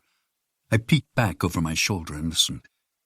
Mr. Mann and the fake cops spoke in low voices, but they hadn't noticed my boot prints, not yet. They stopped on the first floor and peeked around, maybe seeing if they missed anything. Maybe they were checking on the guard they left behind. I pulled the rain poncho over my head and stuffed it underneath the desk. Then I slipped off my boots and left my socks on. I hid the boots on the floor behind the desk, returned to the shotgun, and picked it up. In my socks, I crept back the way I'd come, making sure not to smear the boot prints I had left. I tiptoed back to the first cell, where the door was unlocked and open. It was the darkest of the 3, because it was far from the firelight. I entered the first cell, scrambled to the wall between the sink and the toilet, and crouched with my back to the wall. I raised the shotgun, jammed the stock into my shoulder, and let the shotgun rest in my hands. It felt like an old friend. I elevated the barrel and took aim at the stairwell and waited. Mr. Mann's voice murmured from the first-floor landing. Footsteps echoed on the concrete. All 4 men were in the stairwell now. I watched and waited. Flashlight beams clustered together and shone across the steps. They crossed over each other and moved and shifted along each step as the men descended. Then the beams froze. The voices and the footsteps stopped. The flashlight beams stopped on the muddy bootprint trail I left behind. The 4 guys saw the bootprints and whispered. 3 of the voices spoke Spanish. One of them mentioned he didn't see the 5th guy at the back entrance. Mr. Mann interrupted them in English. "Shut up. He's down here. Get ready." They eased down each step, silently and carefully, like a scared babysitter checking out a noise from the basement. I waited. I saw the flashlight beams get brighter and brighter. My neck muscles flinched, and my arms were growing weary of holding the same position for so long. My hands tightened, and my fingers slipped inside the trigger housing. I waited. All but one of the flashlight beams clicked off. I watched it move down the steps. As quiet as they tried to be, I heard their footfalls. They moved closer and closer to the bottom step. Suddenly, the last flashlight beam went off completely. I aimed the shotgun, eager to shoot the first guy I saw. But I stayed silent. The first guy stepped on the bottom step and then on to the basement floor. He crouched close to the floor and scanned the basement. He held a Glock out in front of him, aiming it at every shadow and flicker of light. The fire outside the windows flickered and crackled. The rain hammered the walls and the police station's roof. Otherwise, the basement was quiet. I heard my own breathing. Somewhere water dripped. It was an old pipe or rainwater leaking from outside. Still, I waited. I wouldn't fire until I had them all lined up. The first guy looked down the hall, and then to the right, and then to the left, which was the direction I wanted him to look. He looked straight at me. Then he stepped aside, and the second guy came down after. He was loud, like noise didn't matter anymore. The first guy shuffled farther to the right, making room for the second guy. Like the second guy called the shots. The second guy stopped and faced my direction. He swiveled slowly in a cone of 45 degrees. The first guy swiveled to the right. Both held their weapons out. They swept the basement, but stayed near the stairs. The second guy walked out in front. He lowered his weapon. The third and fourth guys came down the stairs after him. They all had Glocks, all the same model, all with interchangeable magazines. The third and fourth guy moved off to the farthest sides of the group. They moved well together, like they were a unit. But they were no elite state police unit. I knew that. Maybe Broom and Aragon and Mr. Mann were, but not the other four. As they stepped into the firelight, I saw their faces. 3 of them were Hispanic. They were covered in tattoos, like the fifth guy. They all wore police gear, but they weren't cops. They looked more like a kill squad from a Mexican cartel than any American police I'd ever seen. Then there was the guy who came down second. He was a white guy, a little older than 50. He had thick, fair hair, coiffed, like it cost him $200 a week to get cut. He looked more like a politician running for some fancy office than a cop. It was Mr. Mann. He proved it to me by barking orders at the others. He ordered them to take different firing positions. They were good. Cops or not, they had been trained well somewhere. Guys 3 and 4 moved toward opposite walls and started inching along them slowly, keeping the wall to their back. The third guy crept closer, coming into my view. He was the easiest target. The fourth guy fell out of my view. The cell wall was between us. If the entire basement was lit up with the overhead lights that worked in the past, then the third guy would have seen me straight away. But right now, in the dark, he couldn't see me. None of them saw me. Not without their flashlights on. And they kept the flashlights off for now. If they switched them on and pointed them in my direction, I'd open fire on them. For now, I stayed quiet. Mr. Mann stepped out farther into the mouth of the hallway, like he wanted me to see him. It was a typical police hostage negotiation tactic. He was doing the good cop part, while the bad cops took their positions.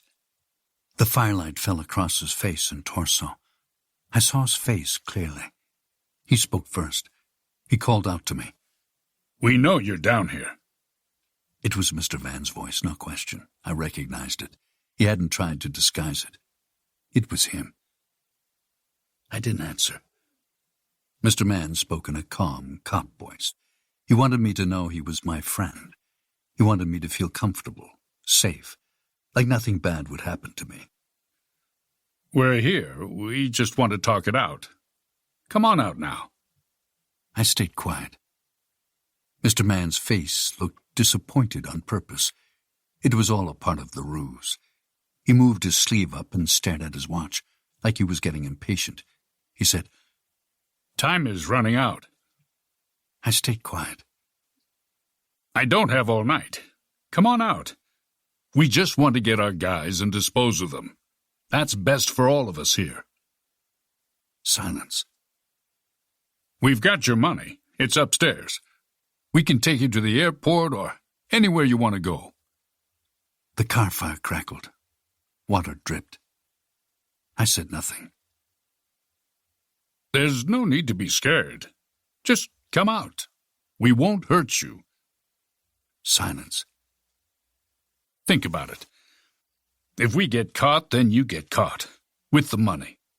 We just want to compensate you, help you along your way.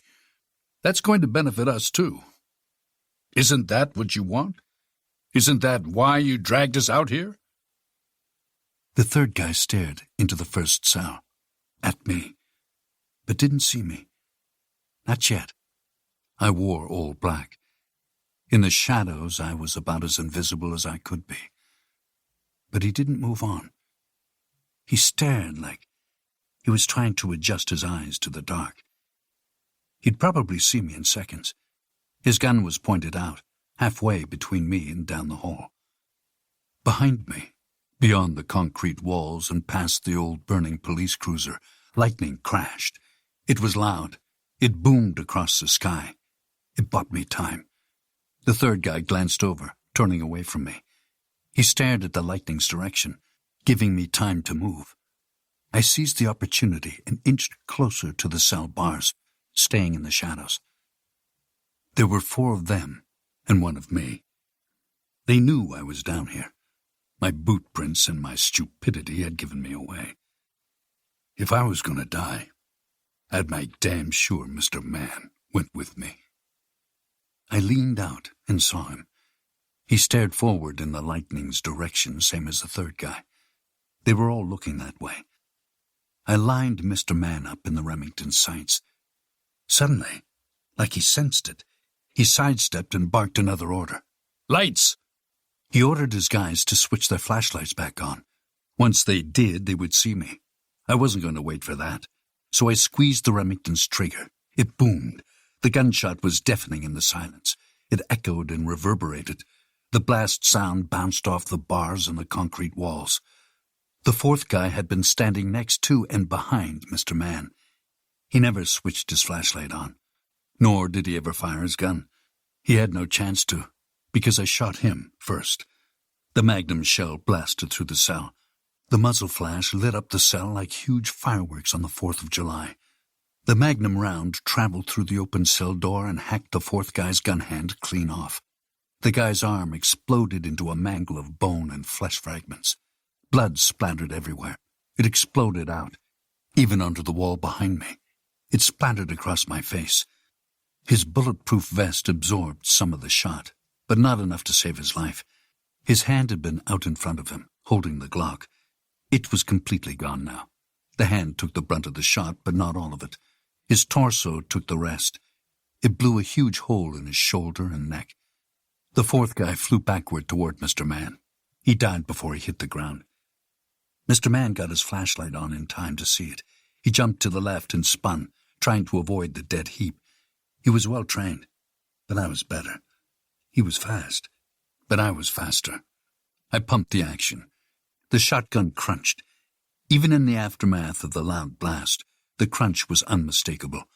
The blast rang in my ears, which meant it rang in theirs as well. The third guy was no longer staring at the lightning crash.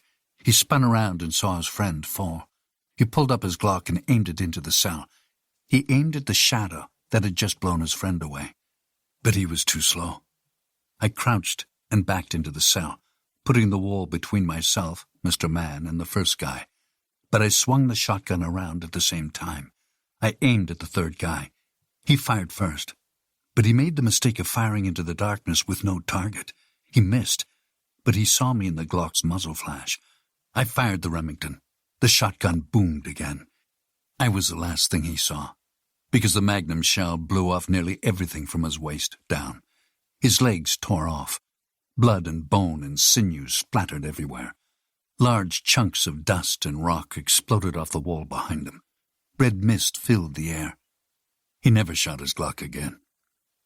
The third guy's torso collapsed, still partially attached to his lower half. It folded over on top of the lower half, landing in a pile of mess. It reminded me of the barrel filled with bones.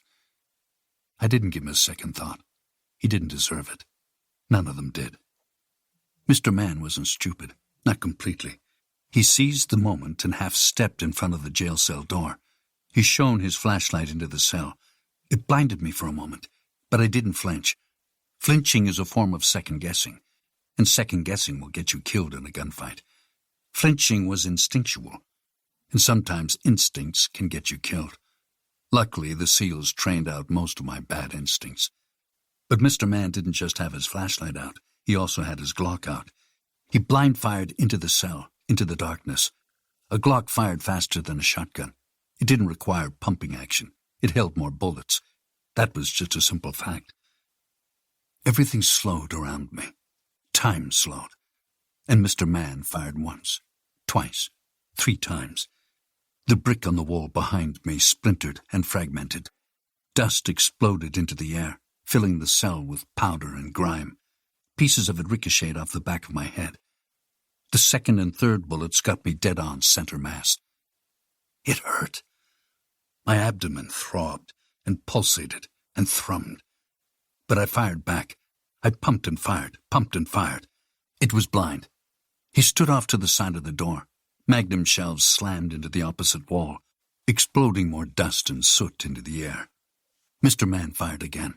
This bullet slammed into the sink, emitting a metallic sound that echoed into the darkness. I pumped and fired again. The Remington boomed, overriding the metallic sounds. The Magnum shell hit something, because Mr. Mann's flashlight went dead, and he stopped firing.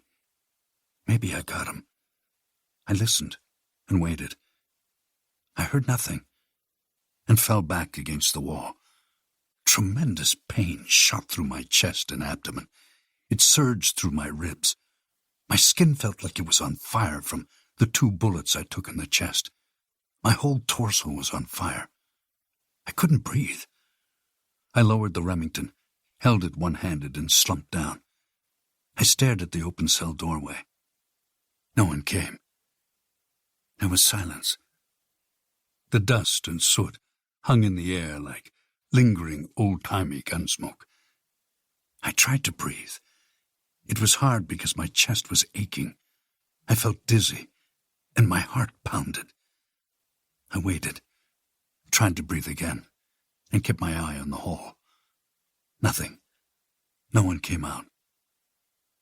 They were waiting too. I tried to breathe in deep, but there was no breath, no air. I couldn't breathe.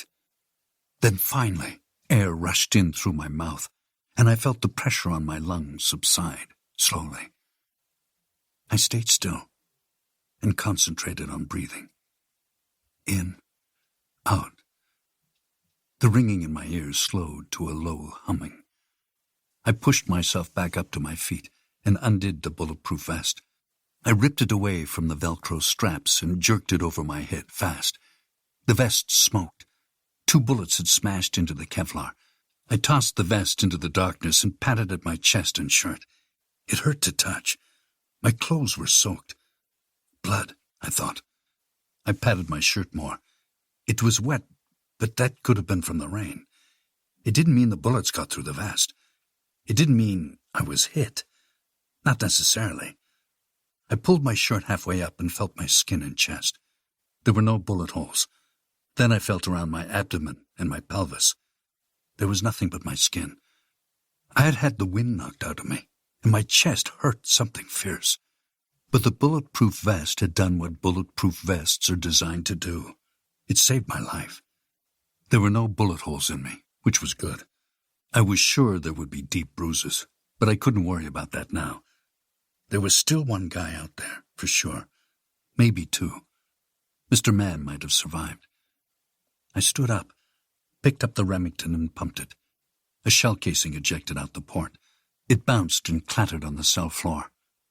Before I made another move, I counted in my head. I'd fired 7 times, which meant the shotgun was empty. I checked it. It was out. I tossed it back in the cell and brandished the Glock. My vision was stained with black spots from Mr. Mann's flashlight. I squeezed them shut, fast and tight, and paused a beat. I breathed in and out. My chest and ribs throbbed with every breath I took. I opened my eyes, and the spots faded away. I stepped to the doorway and glanced at the hallway floor. There were 2 heaps of dead fake cops. I raised the Glock, aimed it in Mr. Mann's direction, and exploded into the hallway fast. I buried my shoulder into the wall and saw the first fake cop. The first fake cop had backed away from the wall and moved to the bottom of the stairs. He sat up there and waited for me to poke my head out. He must have expected me to peek out, but that's not what I did. I exploded out of the cell. I fired the Glock.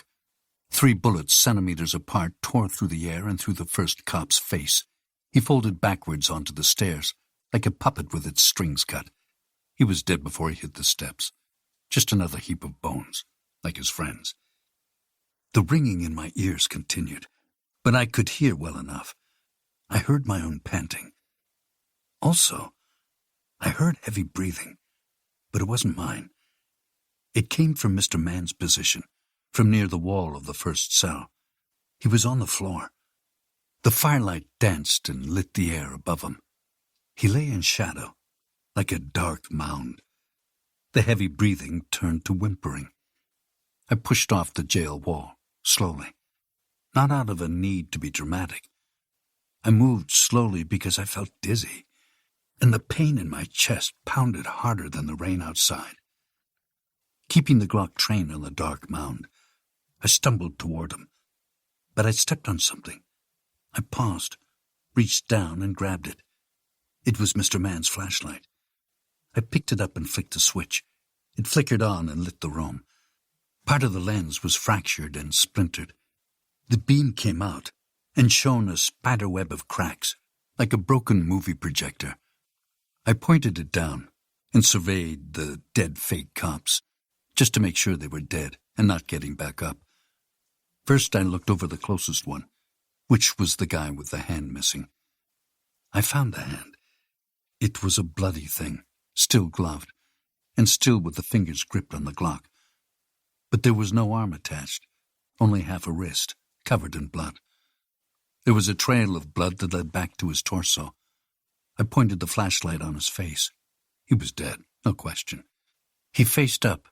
His face was splattered with blood. His eyes were black and lifeless. I checked the others the same way, just with fast flicks of the wrist, training the flashlight beam on each of their bodies and faces. They were all dead. I turned the flashlight back to Mr. Mann. He was about 5 feet farther away from where he had been standing. But his boots weren't. They were still right there, where he was standing when I shot him. The force of the magnum round had removed him from his shoes. He just slipped right out of them, like he had stepped near a landmine. He was curled up in a ball, just like the third fake cop. Mr. Mann had taken the brunt of the magnum round in his center mass, and his bulletproof vest. And like the third cop, there were large holes riddled through him, his upper legs, his pelvis, and the vest. Even though the vest didn't completely stop the magnum round, it saved him after all, because he was still alive. He stared up at me. Tears puddled in his eyes. He was in immense pain. It strained across his face. His left hand was completely broken. His fingers were spread out and bent in all kinds of awkward directions, none of which were normal. His hand was mangled like the frayed end of a piece of cloth. His right hand was trying to pick up his gun, but he was having trouble. I walked toward him, and saw why as I got closer. A big chunk of his forearm was missing. Not the entire thing, but a significant portion of it was torn away. Flesh was torn off. Blood vessels were exposed like broken pipes. I stopped a couple of feet from Mr. Mann, looked down at him, and stomped my foot down on his gun, trapping it under my weight. Then I slid it back and kicked it away from him. The gun clattered along the floor and vanished into the darkness. Mr. Mann twisted his head and looked up at me. He tried to speak, but blood gurgled out of his mouth. He spat it out and asked, "Who are you? Why?" It doesn't matter who I am. "Why?"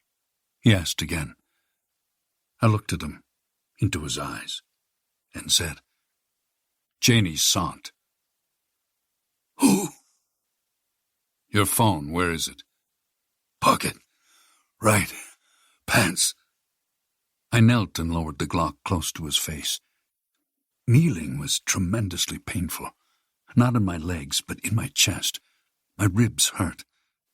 I patted Mr. Mann down quick and fished his phone, wallet, and badge out of his pocket. First I stared at his badge. It looked real, not like the others. I flipped his wallet open and looked in it. There was a police-issued ID with his name and face on it. I had my suspicions about Mr. Mann's identity, but it was time to find out the truth. I glanced at his face before reading his name out loud, and it was the name I suspected. Detective Joe Crockett, of the New Mexico State Police. He stared back at me and struggled to speak. "That's my name." My suspicions were confirmed. Mr. Mann was Crockett, the commanding officer of the 2 dead state cops, the same guy Voss told me had helped her earlier. That is, the one who seemed to help her. But he lied to her, just like one more betrayal in his long list of wrongdoings. I nodded, closed his wallet, and pocketed it. Then I took out the phone and looked at the screen. "Passcode?" He gurgled more blood and said, "Heather, only with 1 E, the first one." Heather? Must have been a girlfriend or wife's name. But I didn't care. I typed the passcode and clicked the messages icon and searched for the dead cops' names in his messages. I found Broom first. It was the 4th message down from the top. I clicked on it and sifted through the messages. Right there on the first scroll down was a picture of Janie Sant. It was the same as the one from the memory card Broom and Aragon delivered to Ryan Sant, with Janie's bloody fingerprint on the envelope. In the photo, Janie was gagged and tied and half naked. Her skin was dirty, and her hair was messed up. She looked terrified, just the way I had found her. Crockett said, "Please, take me to a hospital." I flipped his phone around and showed him the picture. He stared at it. It took him a long second to see it. I waited for his reaction to her photo. He saw it, and his face turned to horror as a realization set in. He knew I wasn't going to take him to any hospital. He knew why I was there, and he started to protest, to shiver. He was scared now, scared of what I was going to do to him. I didn't know her. I don't approve the marks," he begged. I reversed the phone, stood up, and slipped it into my pocket. I stepped back a foot. I pointed Broom's Glock at Crockett. I thought of Janie, her father, and the dead girl. I wondered how many other victims Crockett and his crooked cops and his fake cops had captured. How many lives were destroyed? How many women did they torture and kill? How many other kill bunkers they had stashed all across the state? I thought about the bones in the barrel and the driver's licenses. I squeezed the trigger, repeatedly, until the Glock was empty. 12 bullets. 12 bullet holes. It wasn't 26 like Sant had given Broom and Aragon. But I wasn't an amateur either. Crockett died when I wanted him to die, which was on the last bullet. A headshot. Dust clouds, disturbed by the gunshots, billowed around me. When it cleared, I saw Crockett was dead with the last bullet, which left a hole in the center of his forehead, the size of a quarter. Chapter 30. I put my boots and rain poncho back on. I used my shirt to wipe my prints off of Glock's phone, badge, and wallet, and dropped them on his bullet-ridden remains. Using my shirt again, on my way out of the basement, I wiped down the flashlight and everything else I had touched. The back doorknob, the Remington, Broom's Glock, the 2 magazines, and the spent shell and bullet casings, which I collected and stuffed in my pockets. I took the Remington shotgun with me. I walked out the back door, turned the corner, and stepped onto the side street, pulling the rain poncho's hood over my head. The rain continued pounding on everything. I carried the wiped shotgun, Glock, magazines, and casings with the sleeves of the poncho, keeping my hands inside the sleeves, so I didn't have to re-wipe everything.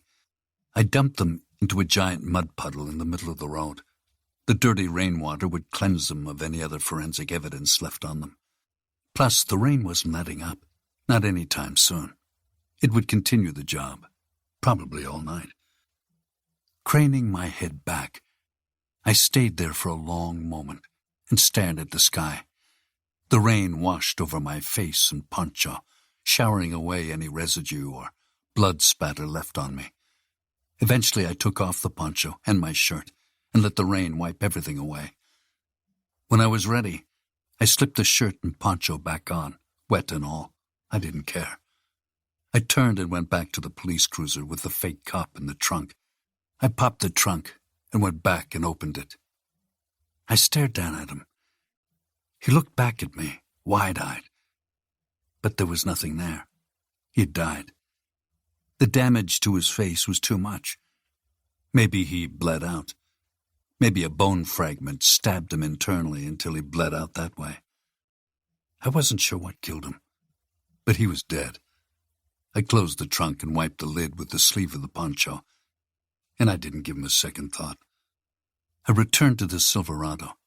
My chest throbbed the whole time. I plodded, but I made it back to the truck.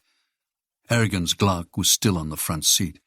I scooped it up and wiped it, and tossed it into the distance, into the rain. I hopped in the truck, fired it up, and drove back toward Angel Rock. On my drive back, a memory dawned on me. It was from long ago. There was a Navy sailor's name, a hospital corpsman. I never knew him, but I'd never forget him either. Chapter 31. Back in Angel Rock, I stopped at the hospital. I'd thought about driving straight through town, continuing on my way. That might have been best. I could have taken Sant's Silverado as far as Denver and left it somewhere. I could have driven north and been far away before anyone noticed the missing truck. But my chest hurt badly. It was best to stop at the hospital and get checked out. Plus, I had unfinished business with Voss. Voss sat in the entrance to the emergency room, like she was waiting for me. I parked the Silverado in the lot and walked up a ramp and sidewalk to the emergency room entrance. She saw me and didn't wait for me to get there. She ran straight to me, leapt up and hugged me tight like we were long-lost lovers. It was a deep embrace. It reminded me of when she recognized me several hours earlier. She whispered in my ear, "It's so great." I flinched as she hugged me, because the pain in my ribs thrummed. It felt like getting stabbed by the dullest knife ever, but it still hurt. She let go and inched back, but stayed in my arms. We both asked, "What?" Voss smiled, but I didn't. My ribs hurt too much. I spoke first. "I fell, slipped in the rain. My chest hurts. I think I broke a rib." Voss dropped her smile, and a genuine concern stretched across her face, like a mother's for her children when they are hurt. It was a look she'd probably had 1,000 times in her life, because she was a mother. She said, "Let's get you checked out. Come on." She turned away and held my hand. She led the way, never letting me go. I didn't resist. We entered the hospital through the same entrance, but past a different security guard from earlier. We passed through corridors and open doors back to the emergency room. Voss pushed me into the emergency room and shoved me into a private area, separated from the other cubicles by curtains. She sat me on a bed. "Wait here. I'll get someone." She left and returned minutes later with the ER doctor I'd seen earlier. She pointed at me. "This guy's with us. He's critically important. Check him out and take care of him. His ribs hurt." The ER doctor nodded and came over to me. Voss stayed in the curtained doorway the whole time. The doctor said, "Okay, let me have a look." He reached out and felt my chest and my upper body. It hurt, and I let him know. "Yeah, it looks like you got a fractured rib, possibly broken." I stayed quiet. "Let's have a look. Pull up your shirt, please." I lifted my shirt. Voss stared at me. There were 2 large black bruises on the center of my chest and abdomen. They were the size of golf balls. The doctor poked and prodded them. I winced from pain. He retracted his fingers, stepped back, and stared at me blankly. He asked, "Were you shot?" I stayed quiet. Voss stepped into the room, inched up on her tippy toes and gazed at my chest over the doctor's shoulder. Then she looked at my face. I shrugged, smiled, and said, "No, not shot. I slipped and fell. I'm clumsy." The doctor nodded slowly. He glanced back at Voss and gave her a suspicious look. But he said nothing. Voss nodded at him and said, "Looks like a slip and fall to me." I said, "That's what happened. I slipped in the rain." The doctor shrugged and said, "Okay, we'll need to do some x-rays to be sure." I nodded. Voss said, "Do whatever it takes. The department will cover the cost." The doctor said, "Fine by me." Voss paused a beat and said, "And keep it off the books. It's critical to a case we're working. Understand?" The ER doctor nodded and said nothing else. I looked at Voss. She looked back at me and smiled. Chapter 32. One of the bullets had fractured a rib.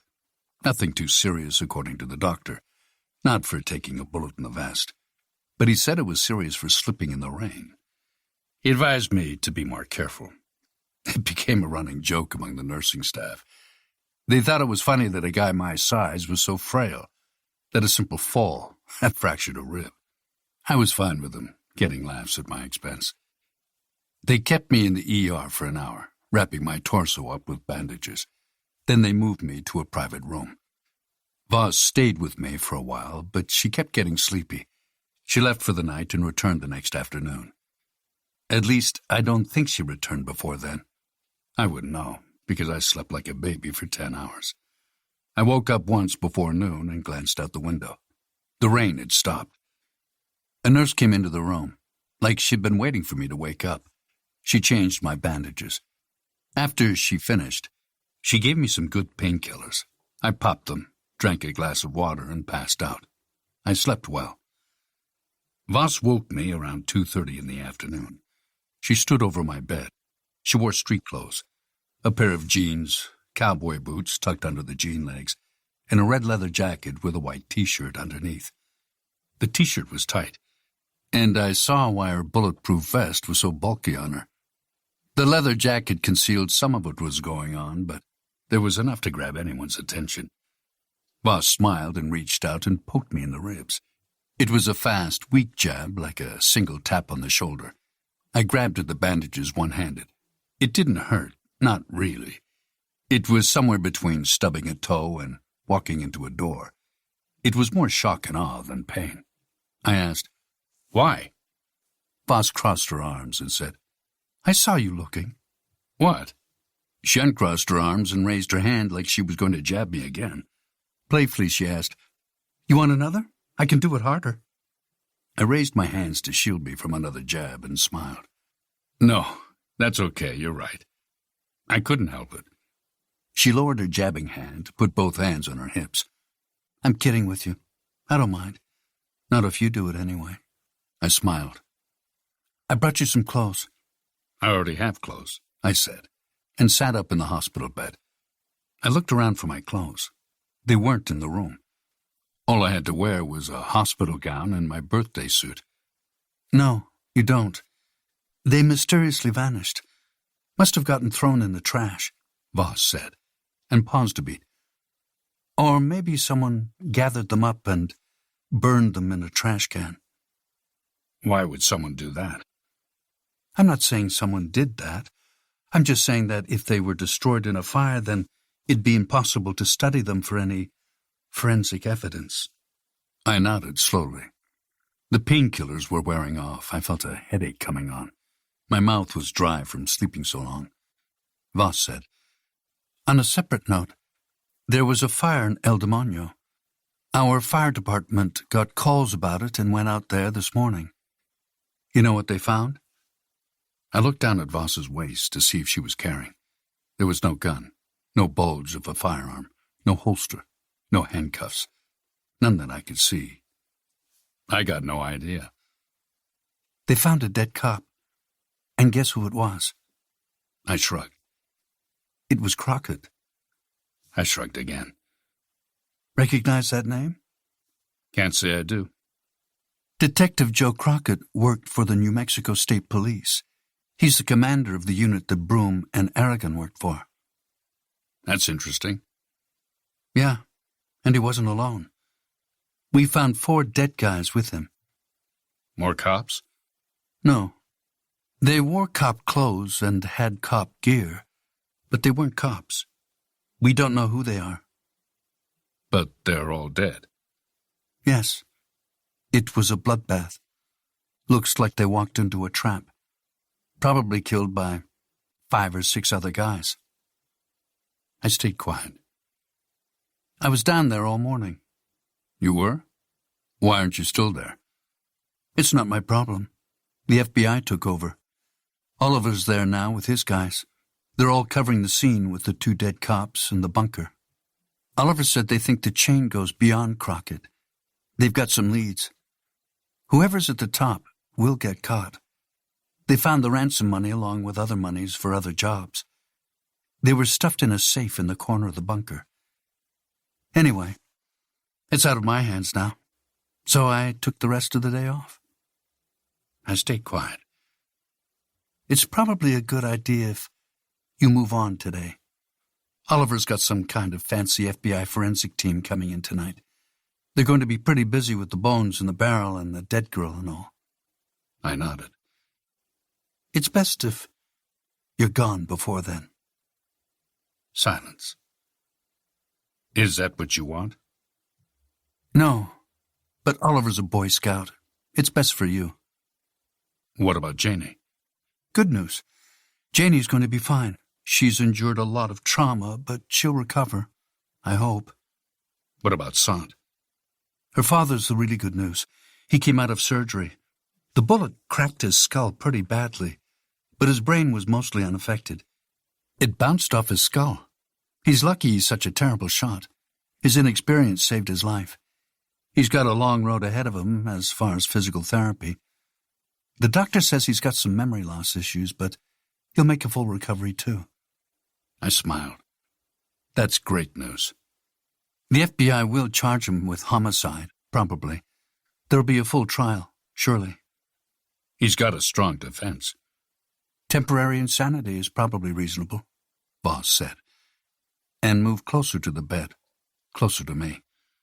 She sat on the edge, reached out, scooped up my hand and held it. She smiled, big. I'm glad I met you again. Not so much the first time, which you don't remember. Hospital Corpsman Petty Officer 2nd Class James Maxton. Voss's smile deflated, and her shoulders sank. She went quiet for a long second. Her eyes watered just a little. A single tear streamed out. I reached up and wiped it away. You remember? I remember. 20 years ago. 19 years ago. I cleared my throat. Right. 19 years ago. I was just out of Annapolis, a freshly minted officer. One of the most memorable assignments I had was a death notification. Voss stared at me. She looked lost in thought, in the memory of it. She whispered, Go on. I was assigned to deliver a death message to the next of kin of a young man named Maxton. He died in a suicide bombing on the USS Bridgeton. It was docked in port in Yemen. A couple of suicide bombers tricked their way past a guard post. A firefight broke out. They fought their way to the ship and blew themselves and the hull up. Maxton was on board. Yes, that's right. What did you call it? A death note? A death notification. They go to the next of kin, sometimes a sailor's mother. Sometimes to the wife.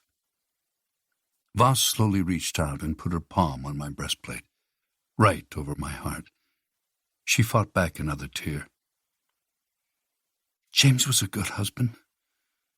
He would have been a good father. I put my hand on hers, and the other on her cheek, and smiled at her. I saw your son in pictures in your office. He's a good-looking kid. You did a damn fine job. James would have been proud. You think so? I do. He needs a haircut, though. Voss chuckled. I'm always trying to get him to cut it. But what can I do? He's his own man now. Not knowing what to say, I said, Boys will be boys. That's a fact. Voss went silent. I put my arms around her, pulled her in, and hugged her tight. She hugged me back. Her breast pushed up against my chest plate. My ribs throbbed from the pressure, but I didn't care. It felt too good to be so close to her. I wasn't going to complain. We stayed like that for several long minutes. She stopped crying, stopped thinking of James. She leaned into me. Her body was warm. Her scent of wildflowers, orange blossom, tangerine, magnolia, orchids, and osmanthus, filled my nose again. I loved it. She spoke first. Can't believe you forgot me. I didn't forget you, at least. Not for long. You're the man who handed me a folded flag at my husband's funeral. It's hanging in your office. She nodded. So you remember me? The last time I saw you was at his funeral in Stratford, New York. She gazed at me. A measured happiness shone across her face, like she was pleased I remembered her. It's such a small town.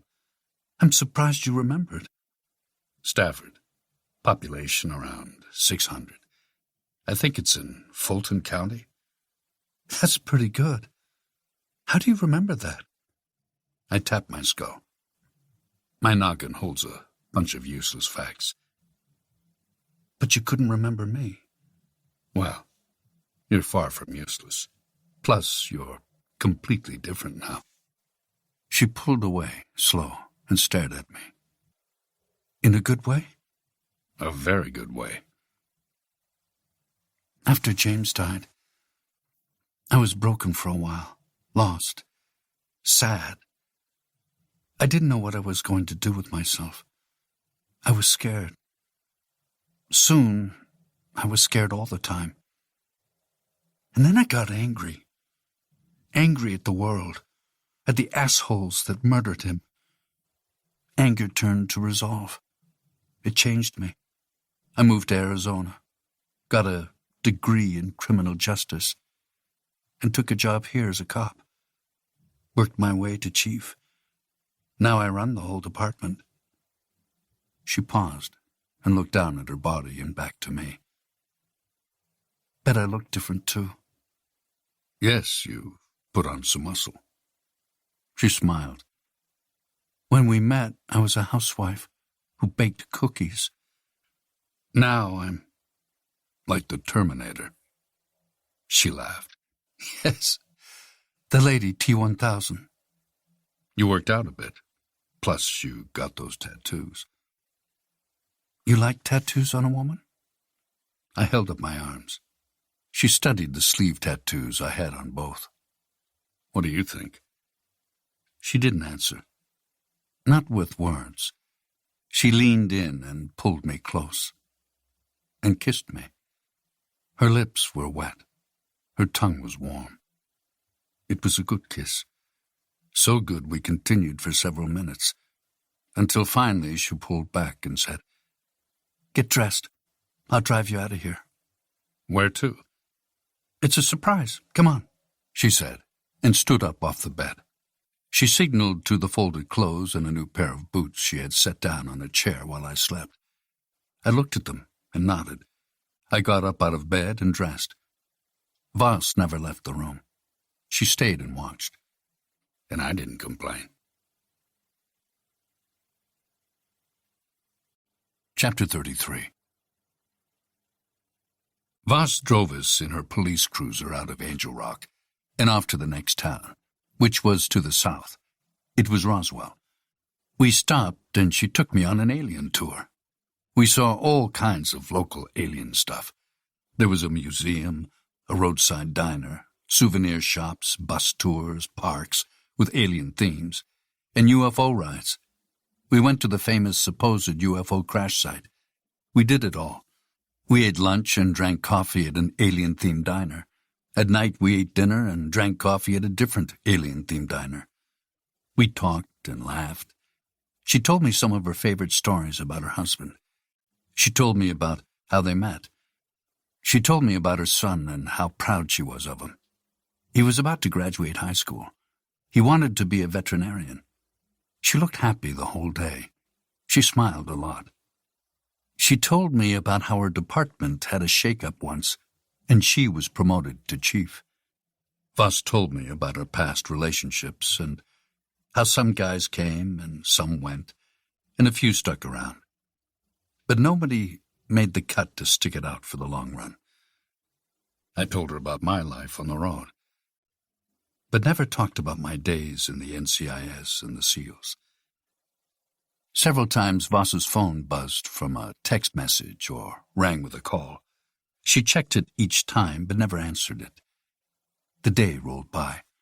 It turned into night. After dinner we had a beer at a local bar. It wasn't alien-themed. It was country music-themed, but they had a live band. The band played no country songs. They played slow rock songs, mostly. We danced twice. It got late. It got to be time for Voss to head back. She took me to the alien-themed motel. I got a room. We stood in the doorway, kissing good night and goodbye. I joked Voss should stay the night. We laughed. But it turned into more kissing. Voss stayed the night. We woke up early in the morning to her phone. It rang constantly. Angel Rock wanted her to return. We showered and dressed. Voss drove me to a truck stop on US 285 just before it intersected with US Route 70 in North Roswell. She pulled into the lot and stopped at the pumps. She bought gas and filled her tank. I got us 2 coffees and styrofoam cups. She took one and hugged and kissed me one last time. Then she got in her cruiser, started it up, and pulled away slowly, without me. She glanced back at me once. Her brake lights flashed, like she was thinking of coming back. But she didn't. I watched her drive away, and pull onto the service drive and then turn onto US 70. She drove away northeast, back to Angel Rock, back to her life. I watched until she was gone from sight. I walked to US 285, turned and walked south, with a coffee in one hand and my other thumb out, hoping for a ride.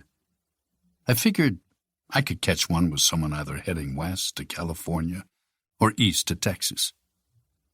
It didn't matter which. This has been Nothing Left, Jack Widow, Book 16. Written by Scott Blade. Narrated by Alan Philip Ormond. Copyright 2021 by Scott Blade. Production copyright by Scott Blade.